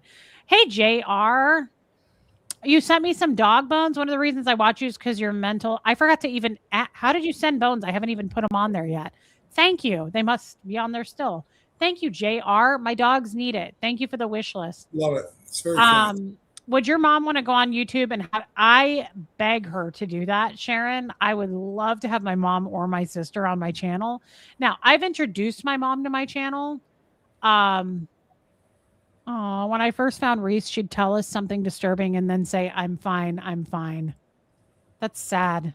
That makes me want to cry. That's so sad. I would love to have my mom on, but my stepdad is really, really, really sick. Hey, Mary Beth. And he's in stage 4 cancer and he's just coasting. He's not improving. And so maybe one day, but right now my mom is such a caregiver to him and they are just tied at the hip. So maybe someday she said that she would, and I think she would. I don't think my sister's ready. I think she still has a lot of things she hasn't worked through in her past with Scientology. And our father was super, super abusive, especially to her. So I think that she's not ready to do that. And I would never push someone to talk before they're ready. So she knows the door is always open. There's always an invitation. But honestly, I think my mom would do it more, like sooner. And I would love to sit my mom down. I think your mom would be a pisser. I think that would be a great show. Oh my God, I do too. My mom would be hilarious. She also doesn't have a great filter. It's just a different variety. Different Abigail, variety. I'm talking about Brianna, Abigail. Thank you, Kim is Blue. I don't know that that's true. Like my mom's not a huge cusser like me or anything. No, that's what I said. It has nothing to do with that filter. It's not profanity, but she says some things every once in a while and you go, holy shit, I can't believe you just said that out loud. I don't want to put her on blast here, but you know what I'm talking about. Kind of, but my mom is like, my mom and I are extreme opposites. I say stuff and my mom, at least 3 times a week, my mom goes, Reese, right? So like, I don't know. My mom is not, if she does say stuff, she doesn't intend for that kind of. No, it's different. I'm just saying it could make for a very fun. Did you get my text? Yes. So it could just go funny. Let's hope it doesn't do that. Holy shit, man! I wouldn't come back from that. That Yeah, would ruin. that'd She be a tough ruined one. me. Maybe record it. Maybe record it, and We can edit it, then go. or Yeah. maybe just in the beginning, just say, "Here's some words I'm going to put on a post-it. You can't use any of these."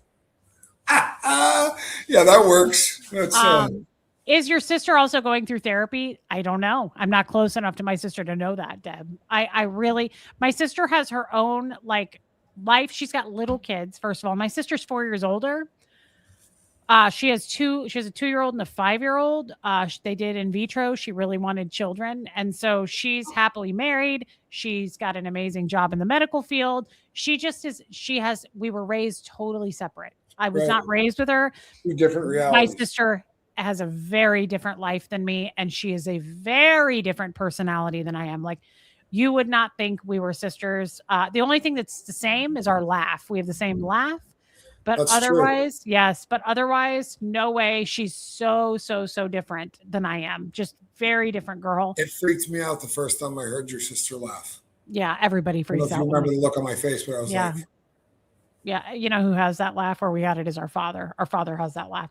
I have an older sister than that that's 12 years older. Yeah, exactly. That's my mom right there.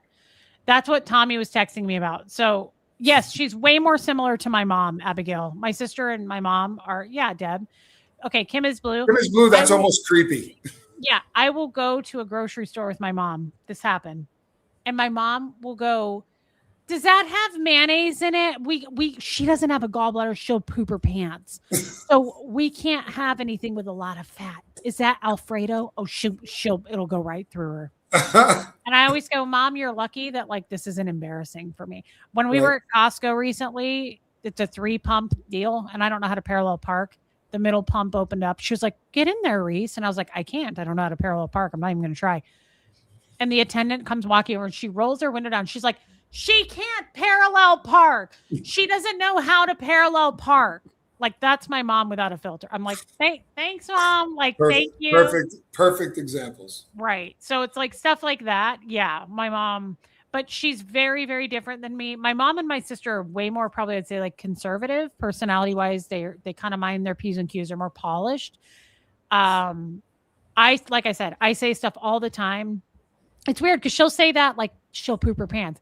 But if I'm in public and I'm like, "Oh, I can't eat that, I'll shit myself," my mom will be like, "Reese." Yeah. So it's weird. I've been there for a few of those. Yeah, like I say stuff and she I like can't your handle mom. I really do. I like your mom. it. She's pretty funny. She She's an does make me old laugh hippie. on the regular. My mom's an old hippie. My mom Yeah, is but that's what I meant by no filter. She's not a cursor. In fact, every time you drop a good one, she does that Reese thing. But no, but that's the kind of no filter. I mean, like she has no problem just outing you and making you look amazingly no fun. problem. None No at all. No problem at all. Not at all.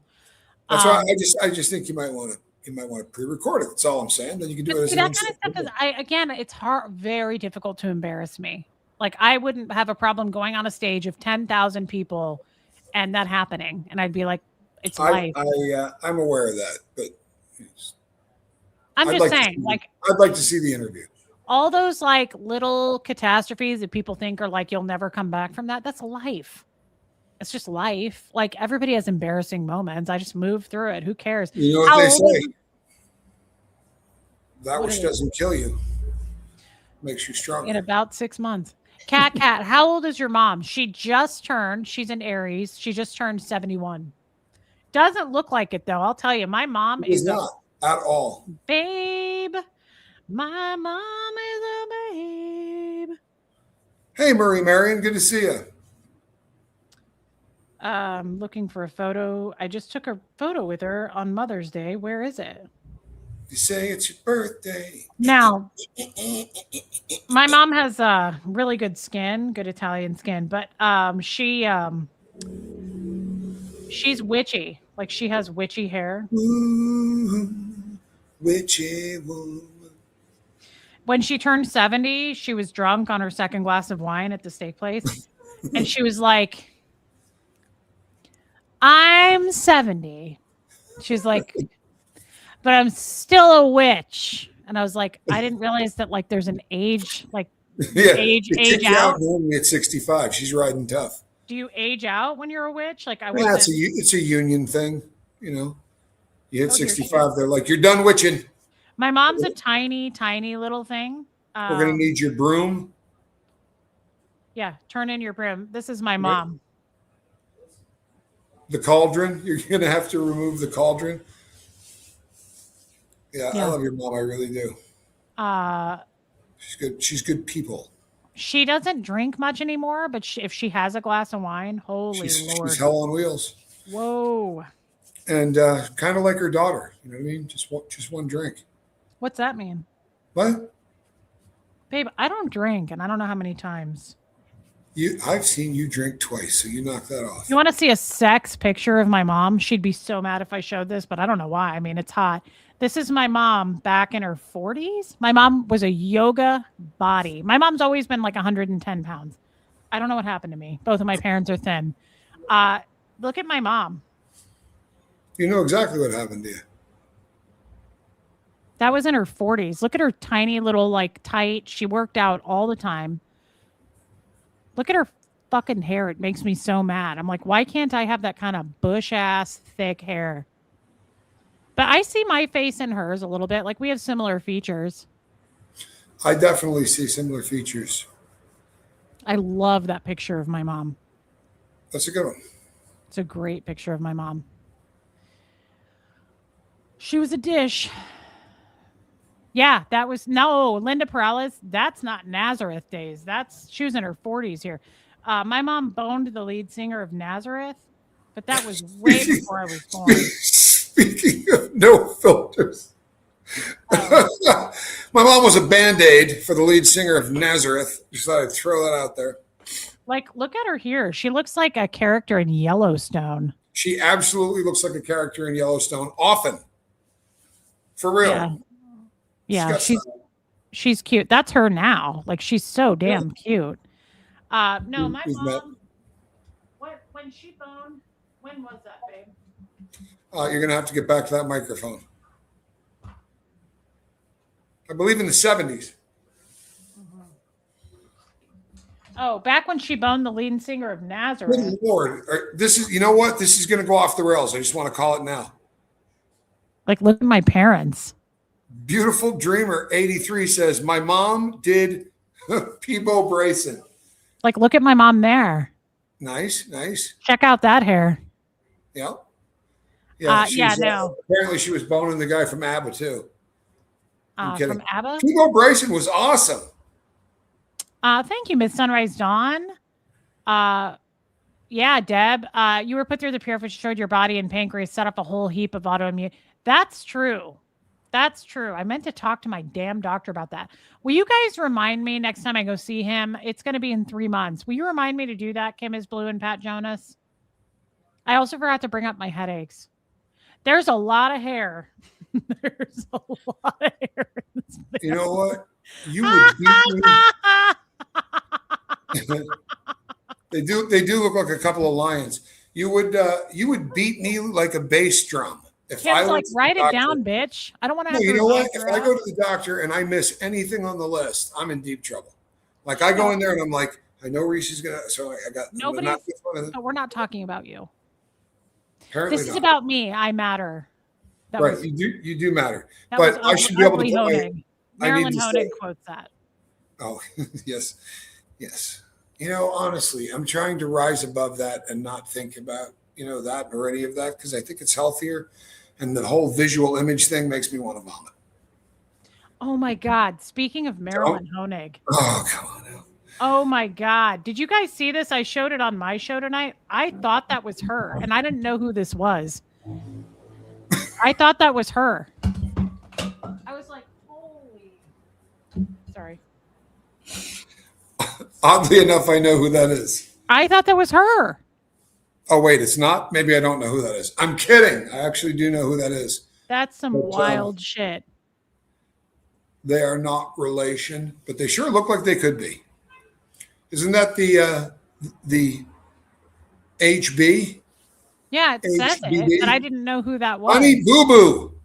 Doesn't that look like her? She was this big. How did Honey Boo Boo? I mean, she was always thick, but she really has grown into a young woman. I had no idea she was that old, but yeah, at first glance, could have gone either way on that. Beautiful Dreamer says, now I get the Honey Boo Boo comments. I'm sorry, but that picture of your mom and dad, I see Hux and your dad. Oh, God. Oh, I can see that big time. I think Huxley looked a Absolutely. lot like my dad, and Huxley got my dad's hair. Yep. Like Huxley's hair. My dad looks like a rock star, like not in a bad way.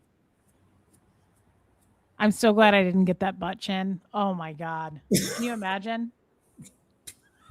Did you see that filter. thing? Yeah. Look at it. Babe, look up close. Look at the butt chin. Look at the ass on that thing.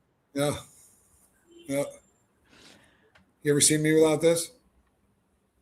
No, but butt chins are fine as long as it's on a man. I don't want to have some like pronouns. Can you imagine what Marilyn would say about me if I had a butt chin? Sure.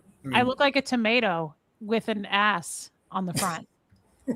With chin ass. Maybe if you're a tomato, she can be a boo boo. Yeah, it's unkind. It really is. Because Honey Boo Boo's probably all right. I think we should. I don't know anything about the girl. Well, she was a child reality show star, and I don't think she got much of a shake in life. But I don't want to see. I want to see Honey Boo Boo dragged down by the likes of that. Whatever. God, I spilled my water on the floor with chia seeds. Good. Everywhere. Good. Everywhere. Chia.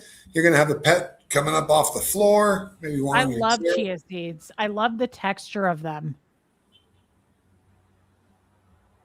It's like, when you smoke and it's this that like is hardest when you quit smoking. It's like the movement. And so you suck on candy or whatever. That's what people need to do who are quitting smoking. Drink chia seeds. Cause like all day long, I like keep them and like swirl them around in my mouth. Well, I'll be damned. I know everybody said Marilyn looks like Chris Farley in a wig. Oh no, you know what they're referring to? They're referring to the scene, and I'm going to send it to you as soon as we're done. It's a scene from Saturday Night Live where she goes into the food court to eat, and Richard is also playing David Spade's playing a woman, and they're all sitting at this table. They're eating French fries, and kind of loses it. Back off! I'm starving. But he's got the blonde wig. There's definitely some Farley-esque. There's definitely something Farley about it. Send it to me. I want to see it. Yeah, I'm gonna have to find it. I don't know anything. I've heard the term Honey Boo Boo, but I didn't know what it was. I've never watched it. She was a reality TV show grow up kid.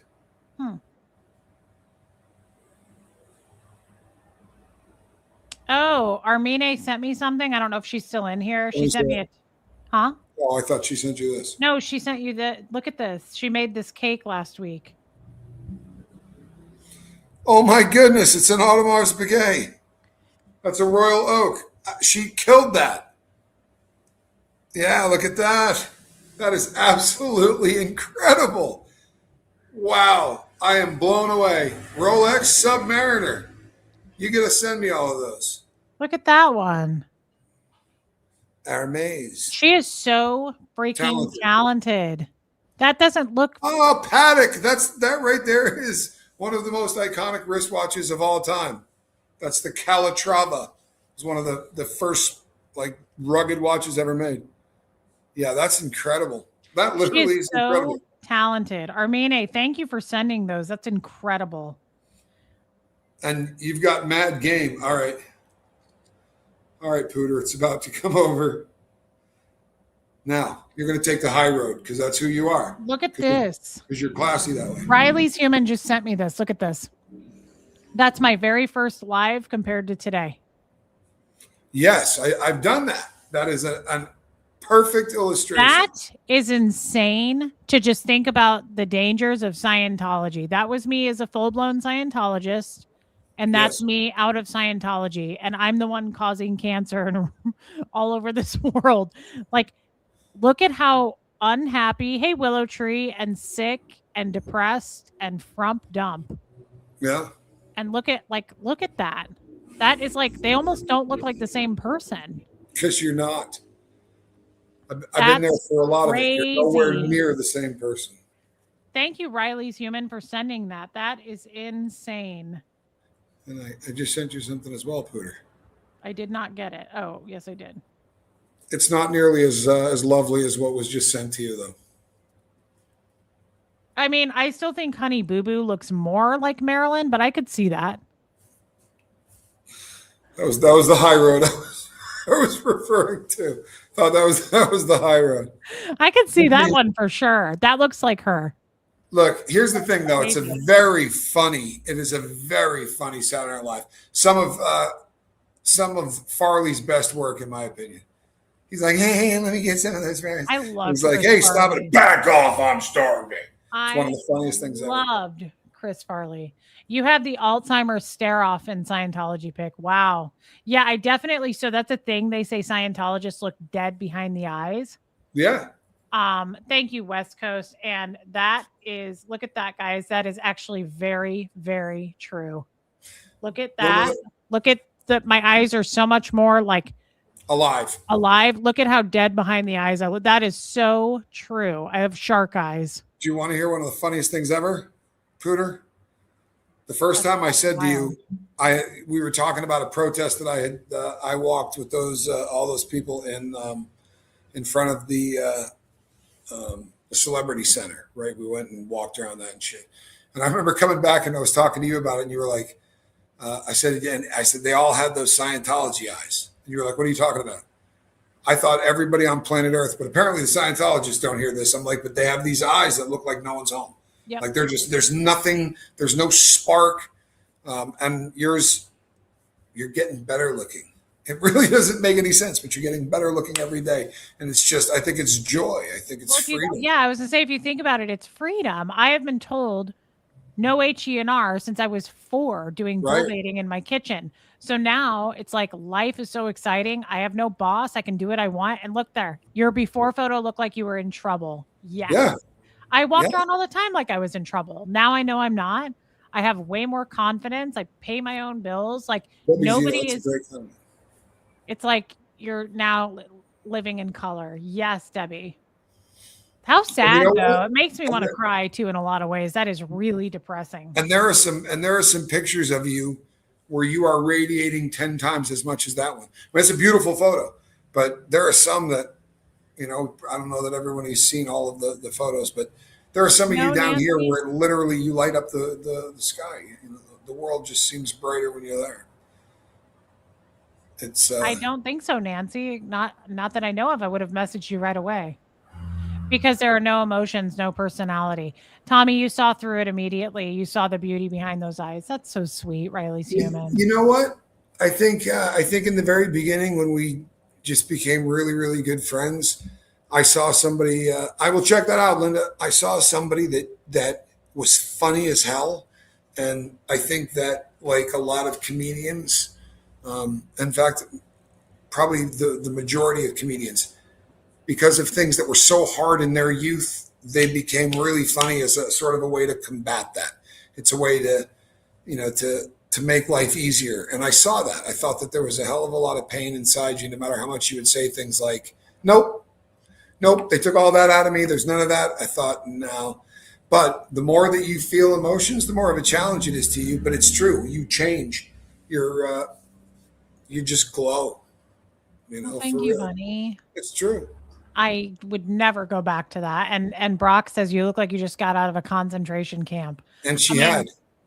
Yeah, I mean, it really does make me sad for all the people still in. Like, if they only knew how much life is like thrilling and exciting. And Nancy, I'm sorry I did not receive it. That is weird. It's not ringing a bell.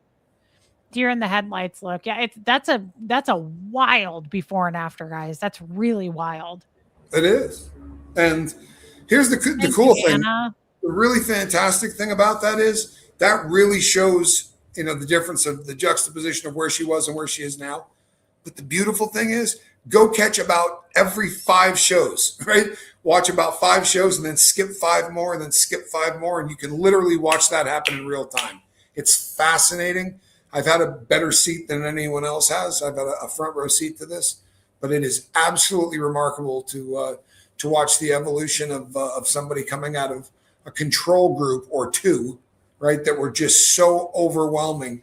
And to see I think I did see the beauty behind the eyes, but I think it really came in the beginning, and just her sense of humor was incredible. And I'm not tooting my own horn. I assure you that I'm not, because I'm not a wonderful catch. But I remember the first time I watched you catch a spark and start laughing in a way that seemed, I don't know, different. I remember seeing the first time where I was like, damn, it just sort of slipped, and you were very much closer to who you are now than who you were that day. And from that day forward, it's been a buzz to watch and occasionally film. That's incredible, babe. That's such a nice thing to say. And I was tracking everything you were saying because I think that's true. It is. Thank you. And Lisa, first time here. Thank you for coming over, Lisa. Yay, welcome. You know what? Your eyes look better in those glasses. I prefer the black ones. I know you do. I was actually like, I forgot to take No, but you can really see your eyes in those. You can. Oh, for sure. Yeah, you can really see them. It doesn't take away from the color of your eyes. Yeah, because the frame isn't overpowering my face like the black ones. I'm sorry, every Friday, Riley's Human. Just make sure when you're gathering Ecuador, you guys make some videos together. I would love that, Deb.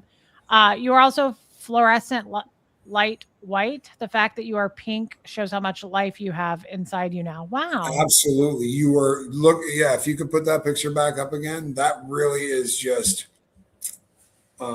absolutely remarkable. Right? How much that. What does that mean? Look at the color of your skin.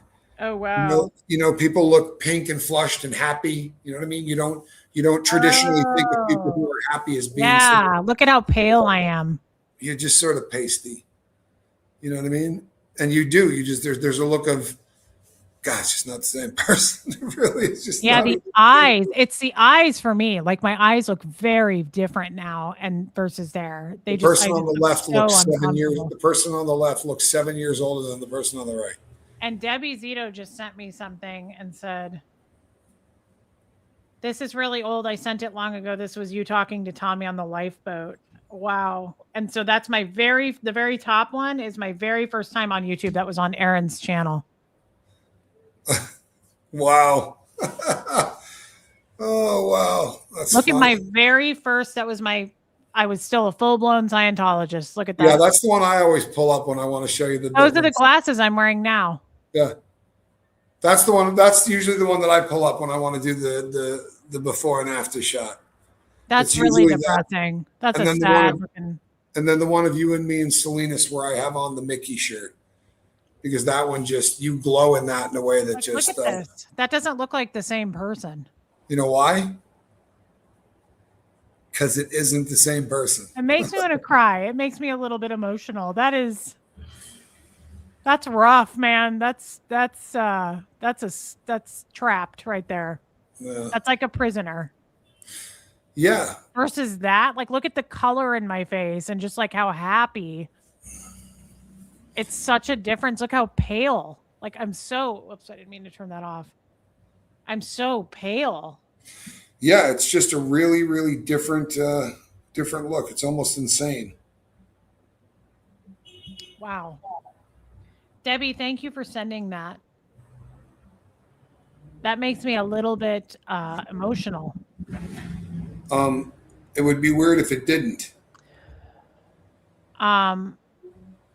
Yeah, Sikorsky. Hey, Sikorsky. Thank you, Sharon. Yeah, Pat Jonas.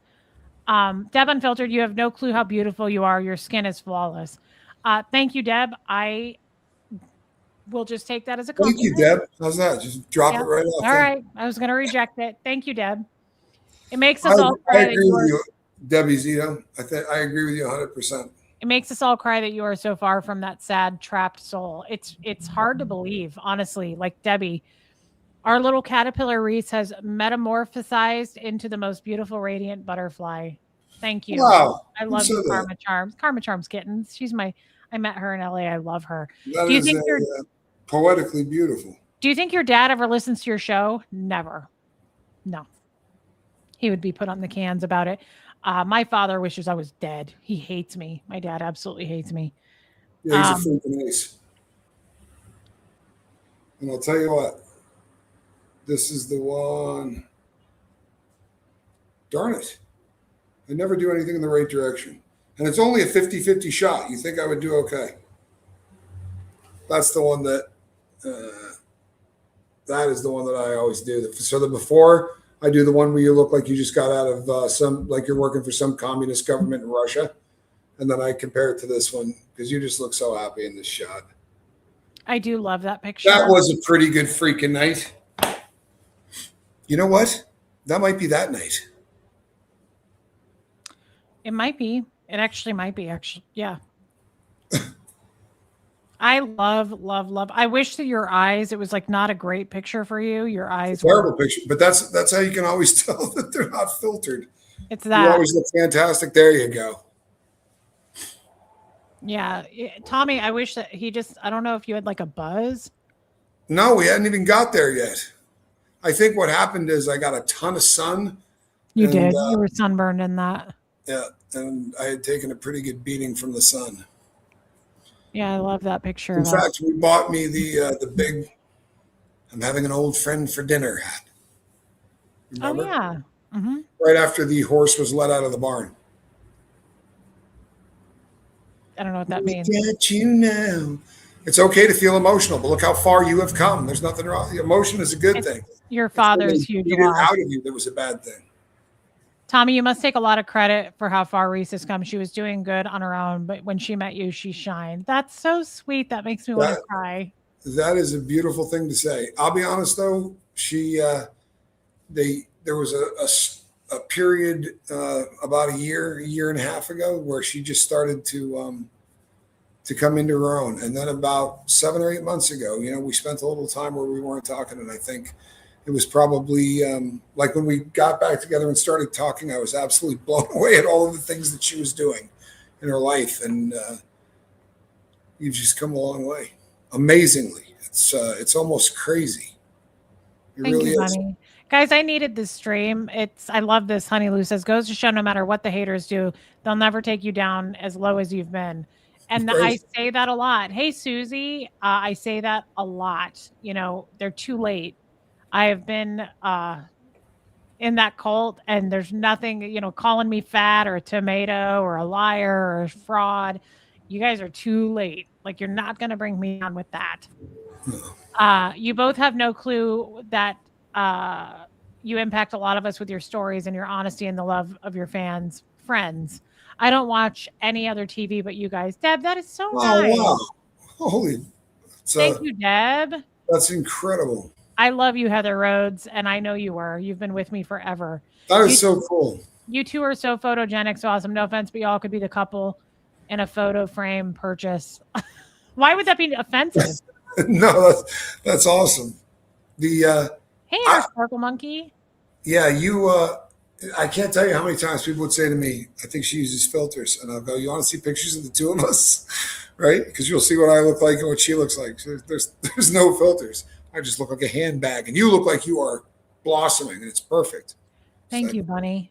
And you're considerably younger than I am. Fairly. She had to see she could stand on her own, and she did. Then she was ready to stand by you. That's so sweet. You know what? That really is beautiful. I think you both had major glow ups. Look at pictures of Tommy from 3+ years ago. Big change. Yes, we do. We both look better. No, and this is so true. We have absolutely done that. But this is about her today. From my German friend, this is true. If Scientology couldn't break you, not much else will. You know something? How beautifully put. It's so true, too. We've talked about that, too. I feel sorry for those trashy ass haters, because I'm like, man, you guys, I love when they're like, we're getting to her. It's like, oh Lord. You have no idea. Yeah, amazingly, I do know. It's I think that went that it goes a long way when you start 3 or 4 paper towels in.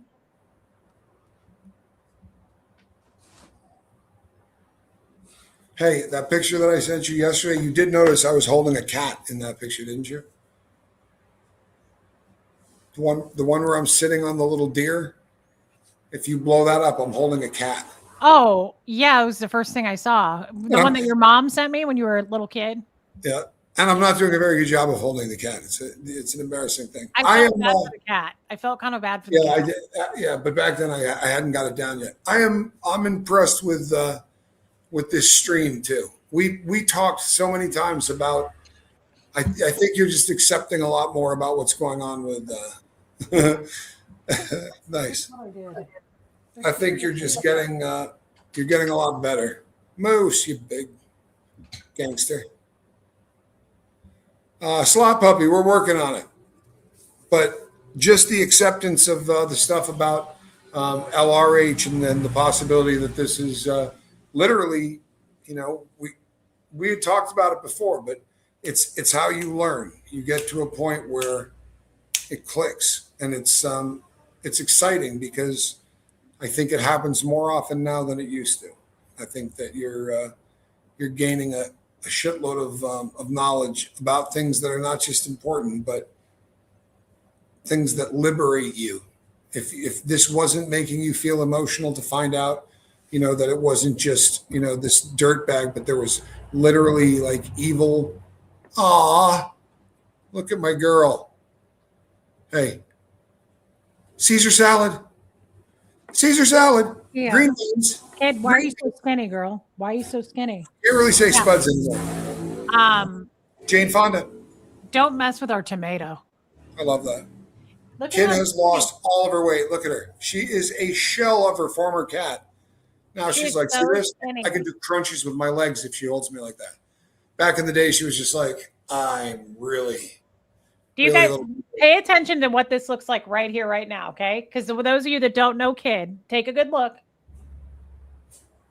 Now look at this. This is going to blow your ever-loving mother effing.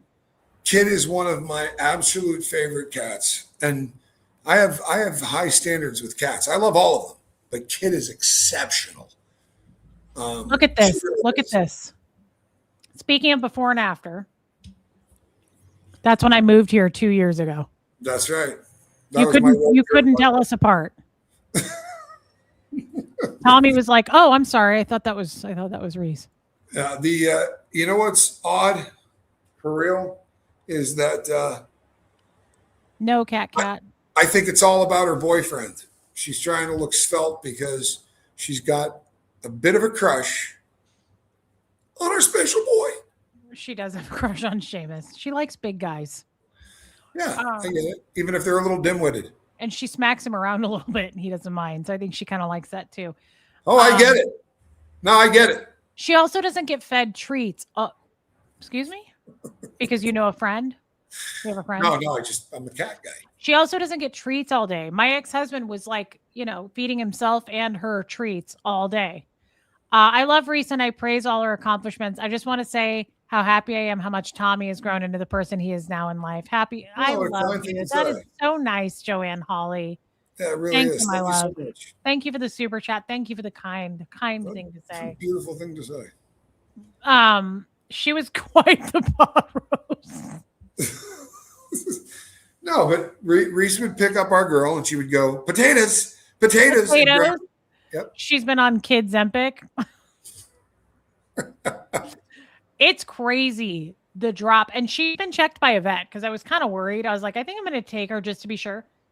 Do you know why I wasn't? So much happier. Any other part of her life.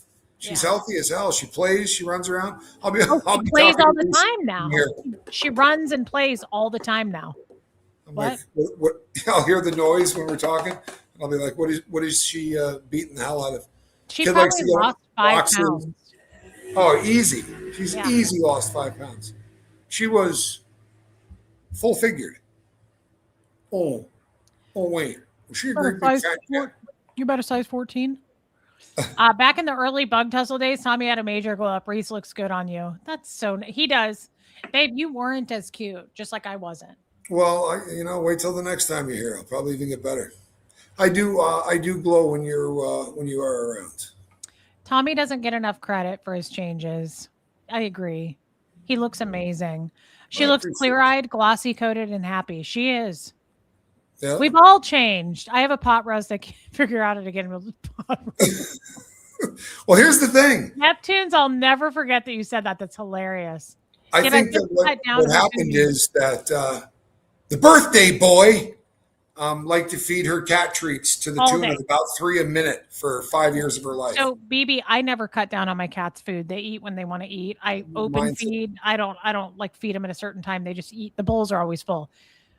She eats, but he was literally, she'd sit in his office all day and feed her. He kept jars of treats by his desk and he would feed her and I would go, stop. And she was enormous. she was big. And I don't feed her treats like that. They get bones and treats in the morning. And then throughout the day, I'll give the dogs a little something and I'll give her one little treat.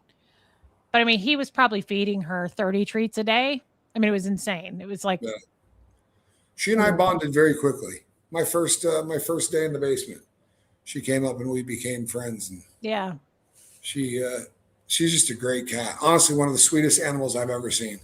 Oh, I And love she was so good on that road trip that you would have thought, honestly, you would have thought she had been my cat, for decades. She meowed 3 times. The loud, scared cat meow. She knocked off 3 of them really quickly, and I just thought, oh God, it's going to be a long ride. And she was in a cage, and I put my face down at the red light, and I said, "We're just getting gas. We're getting on the freeway, and then I'll let you out of that cage." And she did not make a sound.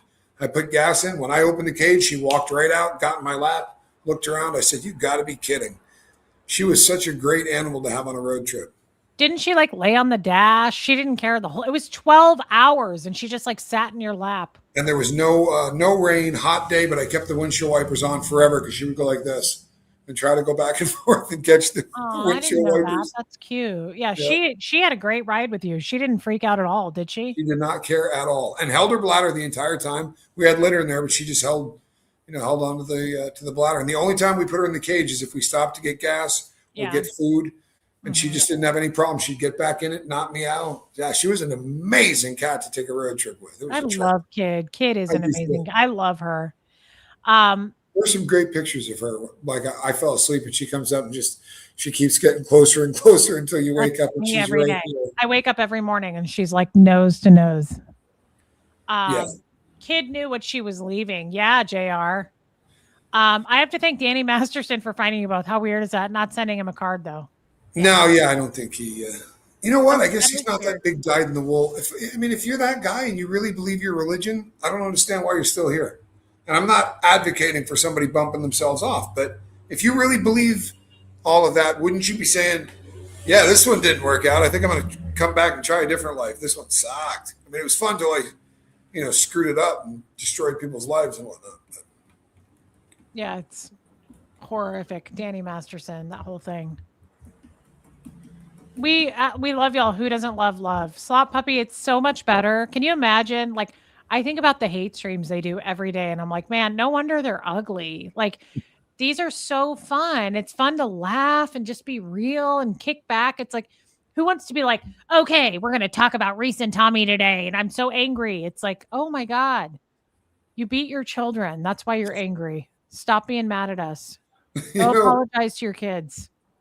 here, honestly though, here's the thing of it, and there's something to this. Somebody once said this in a live stream that we did.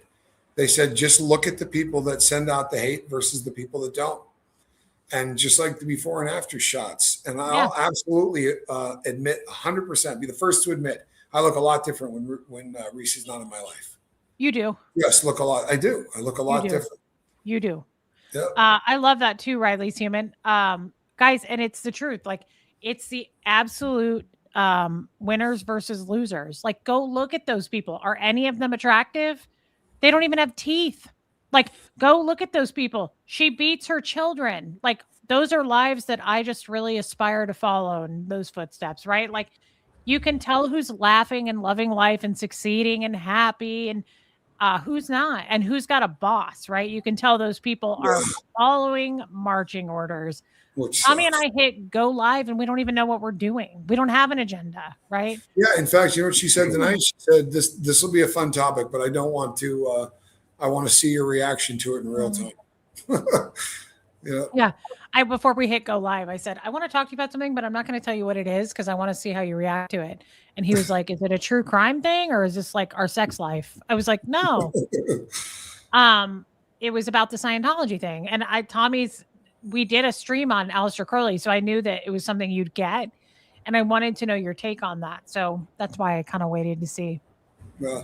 It's it's heavy. It's a disturbing thing to find out that 38 years of your life you spent on some ideology that was Yeah, pretty and I don't. hardcore rooted in in black magic, I, occult stuff. I love that willow tree. Yeah, babe, and I don't think it's discussed enough, honestly. How see, I'm the newest person out of Scientology by far. Like Nora, Aaron, Liz Gale, Jenna, all those people have been out for as far as I know, like 10 years or more. Those guys have been out for a long, long time. I don't know how they feel, but I am angry still that I was so lied to. And I don't think it's talked about enough. Like I'm hurt that I've been betrayed since I was since I can remember. Like I spoke a different language for as long as I can remember, and none of it's real. And it's hard to not just unpack the memories, but just the fact that I've been lied to, and I have to unlearn the daily thoughts that I have to filter through and go, that's not real. That I was told that's not who I really am. Right. Like Things that people don't think about, they react to. So, and I'll watch you do it sometimes in real time. We've had discussions where I say, I kind of disagree. And I will watch you instantly do this one. Like all of the defense goes up, and then I will watch you process through it. And if I just am not a jerk and say, this is just my humble opinion, you will, if you agree with me, you'll change. If you don't agree with me, but I can watch you go from the initial, I'm not even hearing this, to, okay, does this make sense? Is this logical? Why is this logical? And it's literally because you have a learned response. Somebody goes like this, right? You do this. If somebody says, I disagree, or let me tell you my opinion because it's different than yours, there is a defense thing that goes up instantly. And it has been that way. But it's been that way since I met you. The difference now is that you literally, if I filmed it, you could see it in real time. Your initial response, and then you just watch everything sort of soften. And I think it's literally incredible because I didn't even know that. You've never told me that. Obviously, I'm not as aware of things I do as you are. Yeah, Kim is blue. It is. And Anna says you didn't know any different when you were in. I know, Anna. I just still, it's so, you guys, I don't talk about that a lot, but that's another hard part, not just unlearning, but like the betrayal. reactions. I feel betrayed, and I feel stupid that I've been betrayed. Like, guys, I have been like hoodwinked for 38 years. You were hoodwinked from birth. You were hoodwinked from birth. But it's frustrating that I can't catch up and know what the regular population of Earth knows. Like, I think something's so different about what you guys think when you die, or like just everything. Just, I mean, if I felt like there was a being in a room, I'd be like, okay, what you're going to do is go to the nearest hospital. I want you to pick up a body. Like, that was normal life for me. And it's frustrating. I have to go, that isn't human. Like, I have to act like a human, and I have to catch up into their lifestyle. Yeah. I hate that shit. It makes me feel so betrayed and embarrassed because I'm like, man, I don't know everything you guys know, and I want to know what you know. On the bright side, there are people who say they know, right? I don't know the things they know. If you take the they, there is a huge, part of they that you already know way more than. There are people walking around the streets today that if you walk up and ask them who the president is, they can't tell you. They're literally, we live in a world where you can't say across the board, every person that wasn't in a cult knows way more than you about everything. That's just bullshit. But more importantly, you're learning at like this. There's something beautiful. When you learn as a kid, you don't realize you're learning. So it's a much easier process. But to see an adult do it and to do it without any embarrassment at all, I didn't understand that word. Can you tell me what it means? And go back and forth and watch the gears turn where you want an example. And then you will do something that you always do every time. You try to rephrase it in a bunch of other words. You'll say, so in other words, and it's a process that you're developing. You can watch it happen. I will hear you drop that word at a later date. And I just think to myself, most people stop building their vocabulary at a ridiculously young age, and then they never move it forward. Or if they do, they learn a few words. You're going like this. And very often you have to unlearn your vocabulary. Again, all of this in real time, because these aren't thoughts. You didn't grow up out of a cult, didn't get moved into a cult. Those people have to think the opposite direction because they were trained as a human. Now they're trying to think as a Thetan. For you, it's the exact opposite. You've been a Thetan your whole life, and now you're living as a human. It's very, very different. Yes, it's very different, and it's very true what you just said. Thank you, Miss Sunrise Dawn. What I'm hearing is you unconsciously thought of LRH as a god. Everything you learned about him you thought was true. I'd like to hope, since you know the true God now, that will help. Oh, it helps me every day. Yeah, I honestly think it'd be lost, Abigail, if I didn't. I'm so thankful that I said this on my stream tonight. I don't know if you were there, Abigail, on my show, but like there was a reference, babe, where LRH says if you get attacked by a grizzly or eaten by a grizzly, you have to take some responsibility because you're the one that put the grizzly bear in the first place. Right. There in the first place.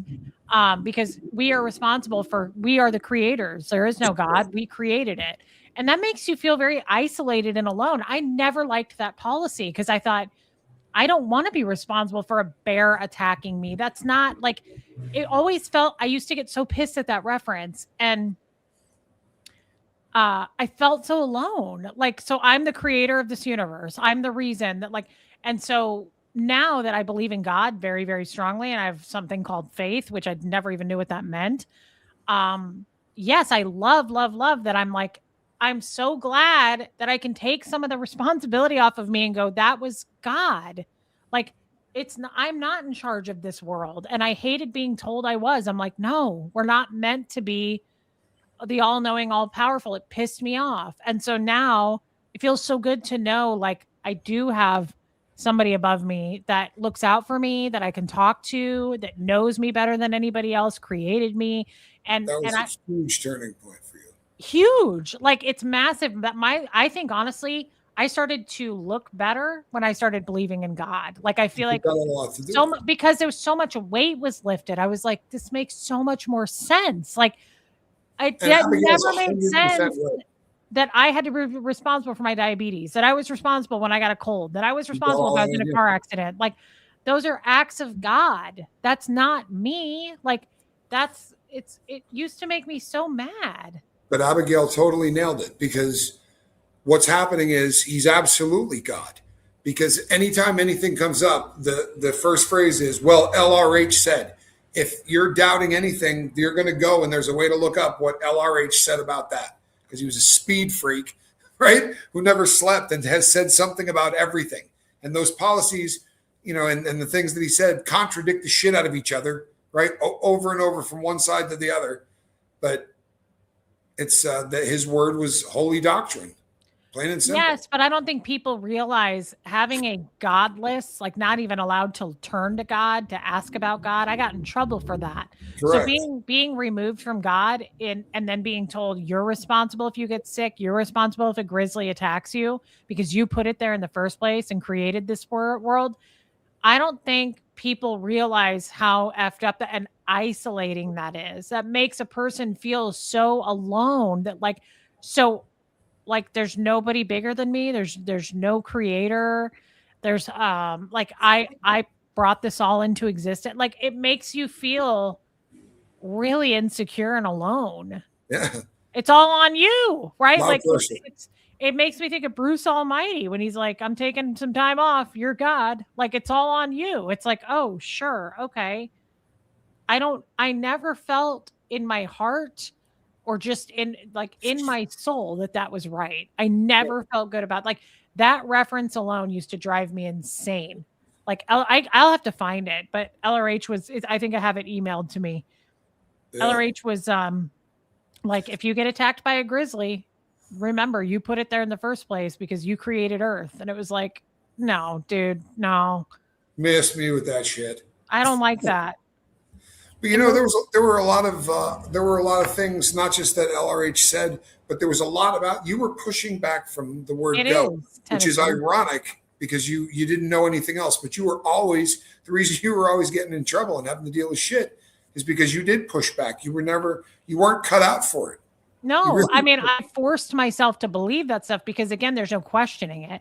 So right, it's and you not don't like know I read anything that else. reference and went, "Oh, I have questions. This isn't right. He's lying here. This can't be." Like, no, you can't do that. You got to push through and go, "Sure, that makes sense. Yeah, great. I feel great about that." Like, And that's how I your eyes fucking start looking like that. yeah. They beat the human emotion, which you could call human emotion. You could also call it soul. I mean, it's what makes you It's you. spiritual abuse for Right. sure. It's abusing the spirit. So now doesn't that whole black magic control satanic shit jump off the page? I mean, think about it. It's exactly what it is attempted murder of a soul in every way. You know, you're not going to show emotion. You're not going to feel emotion. Holy hell, what makes you who you are, what makes me who I am is how our emotions and how we react to the things that happen in our lives. That's the only thing that makes us unique. It's a wild thing to have somebody just say, "We're taking that out of your life." Holy shit, I can't even wrap my brain around it. It's so friggin' sad. It's It really sad, is. and I don't think we talk about that part of it enough, and I think I might do a stream on it tomorrow, honestly, because I talk, Nora, all these people, we talk about the abuses of Scientology, but the actual, like, how it makes you feel to be removed from even being able to question if there's a God, how it makes you feel to be told you are God, right? Like, all that stuff F's with your brain, and it makes you feel crazy, but it also makes you feel so fucking isolated. Love you, And Marissa Martin. paranoid. Your friends turn you in. Think of all of the different shit that happens. You're looking over your shoulder for who? For God, right? For my religion. I'm terrified of my religion. That's a terrible way to live, Yeah. right? Now you have a belief that you look to for support and for guidance and for help. And in the past, you looked for the rule, and you're in deep shit if you don't follow it. Here's the punishment for that. This is how long you're going to have to do this, and you're going to have to Yeah. pay for it. It's Or bizarre. the cuckoo shit of like, I'm having cramps. Go to the cramp and turn it white. Like, Yeah. as funny as that is, it's Did you not. do it? He did. He was like, "Did you do it? Good. Turn it white. Did you do it? Good. Turn it." It's like, it's the most crazy psycho like thing to And do then to. charge you for that, or is that a high five and you can leave? Well, that was at the chiropractors, but no, if you were to run that process in session, yeah, it's hundreds of dollars an No, but I hour. mean, did you pay to go to the chiropractor, or is it Oh a free? yeah. Well, then you literally paid a chiropractor to say to you, "Okay, go to that part of your back that's hurting." God help us. Does anyone realize how twisted and effed up that is? Like anyone else on earth would go, "I'm sorry, how much was this?" Yeah, F you twice. For real. Where the pamper sits. No chance in hell. I'm giving you $1. You just told me to make my pain white. Babe, that's just going to the chiro. Go in session. That's thousands. That's hundreds of thousands of dollars to run that But on. that's the religion and the cult. You would think if you walk into a freaking chiropractor's office, he's going to snap a couple of bones back into place, right? He's not going to do voodoo. I mean, that's just freaking unbelievable. Yeah, well, I don't think it's talked about enough. Like, that's the damage. Sure, it sucked being 4 years old doing bull baiting in my kitchen. That's also damaging, but like the breaking of the soul, right? The murdering of that soul and making someone dead behind the eyes, and then keeping someone from God. But then now I'm, coming out into my 40s, and it's just like, God, it's so confusing. Life is confusing, right? And then just add a ton of hate and like doubt and like just destroying people's credibility and like all the cyberbullying. It's like, I am not going to break to your will. I'm sorry, but like L. Ron Hubbard did that to me. You're not going to be able to do that to me. Right? Thank you, PK. That's a nice thing to say. That really is a nice thing to say. Susie CJ has a beautiful comment. Small fact, the newspaper is written at a third grade level so that the average American can read it. There's a lot of ignorance even outside a cult. Have grace on yourself. Love you too, Susie. Thank you. Amen. That's a great comment. It's the truth, too. It's just that I feel like it's never, maybe I'm wrong because I don't watch a lot of Scientology, ex-Scientologists, but I feel like I overlook that, like that I was lied, the betrayal. It's so hard to unpack this shit and go, that's not me. That's just who I was told I am. I don't really feel that way. Like Right. unpacking that shit is hard work. It's really tough. because when you're in it from birth, these are literally reactions. Yes. It's like saying 1+1. Instantly in your head, you think 2. It's not even something you have to think about or you have to contemplate in any way. That's what programming is. That's the purpose of a control group. So that when something happens, you immediately go to what your training is. To get out of that cult and then say that stuff was bullshit, you still have to get to a point where you can go 1+1 equals, no, it doesn't equal 3. It equals 2. And they're assholes for telling me it equaled 3. Yes. It's a reaction thing. And it's amazing that you're reprogramming, neural pathways and shit like that at what are you, 40? At 40 years old? It's impressive as hell. I'm in my mid to late 40s. What are you going to say when you're actually in your mid to late 40s? I'm in my 50s. Yeah, I'm bragging about how young you are, and you're screwing it up for me. I always round up. I always have.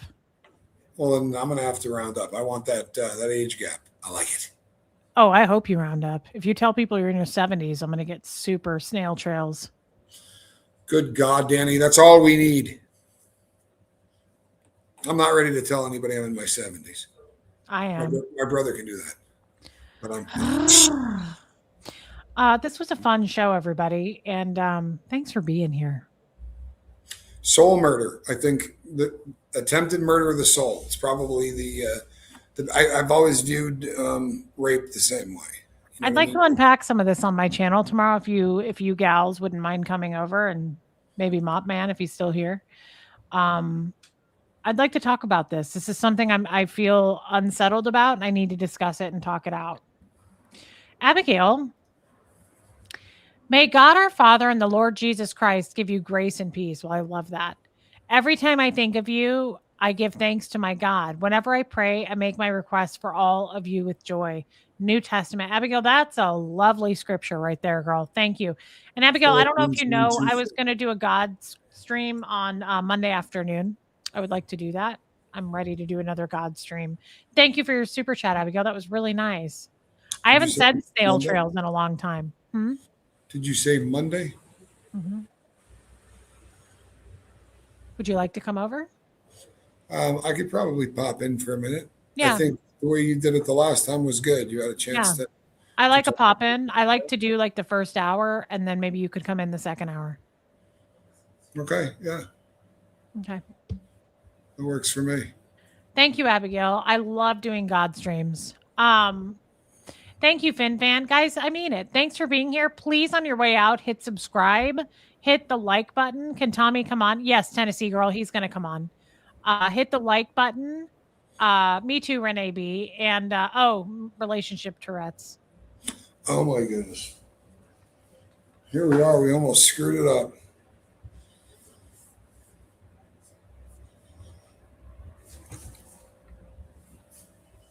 Sorry. Ready? I kind of want to dive into your stream. I wish we were faking this and I could just like walk in on you.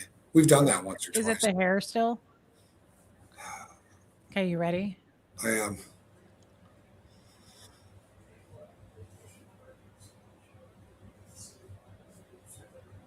Oh, hi. Okay, I'll buy from you. I'm sorry. It might be the tan. All right, hold on. Let me try that again. Cheater. Yeah, you look too much like you. You were screwing it up. Babe, that's sinning. No, you look too much like you. Try again. Try again. Cheating ass. No, you just looked a lot like you. Try it again. You got a sister named Reese? Tommy. There you go. See, that helps. That helps. Okay, you ready? Yes, I am. Oh, hi. I was just wondering. I'm with the blonde woman. Go away. I already asked her. She's with me. She was better looking. She was here a minute ago. Go away. I have no money. I'm happy. I'm happy.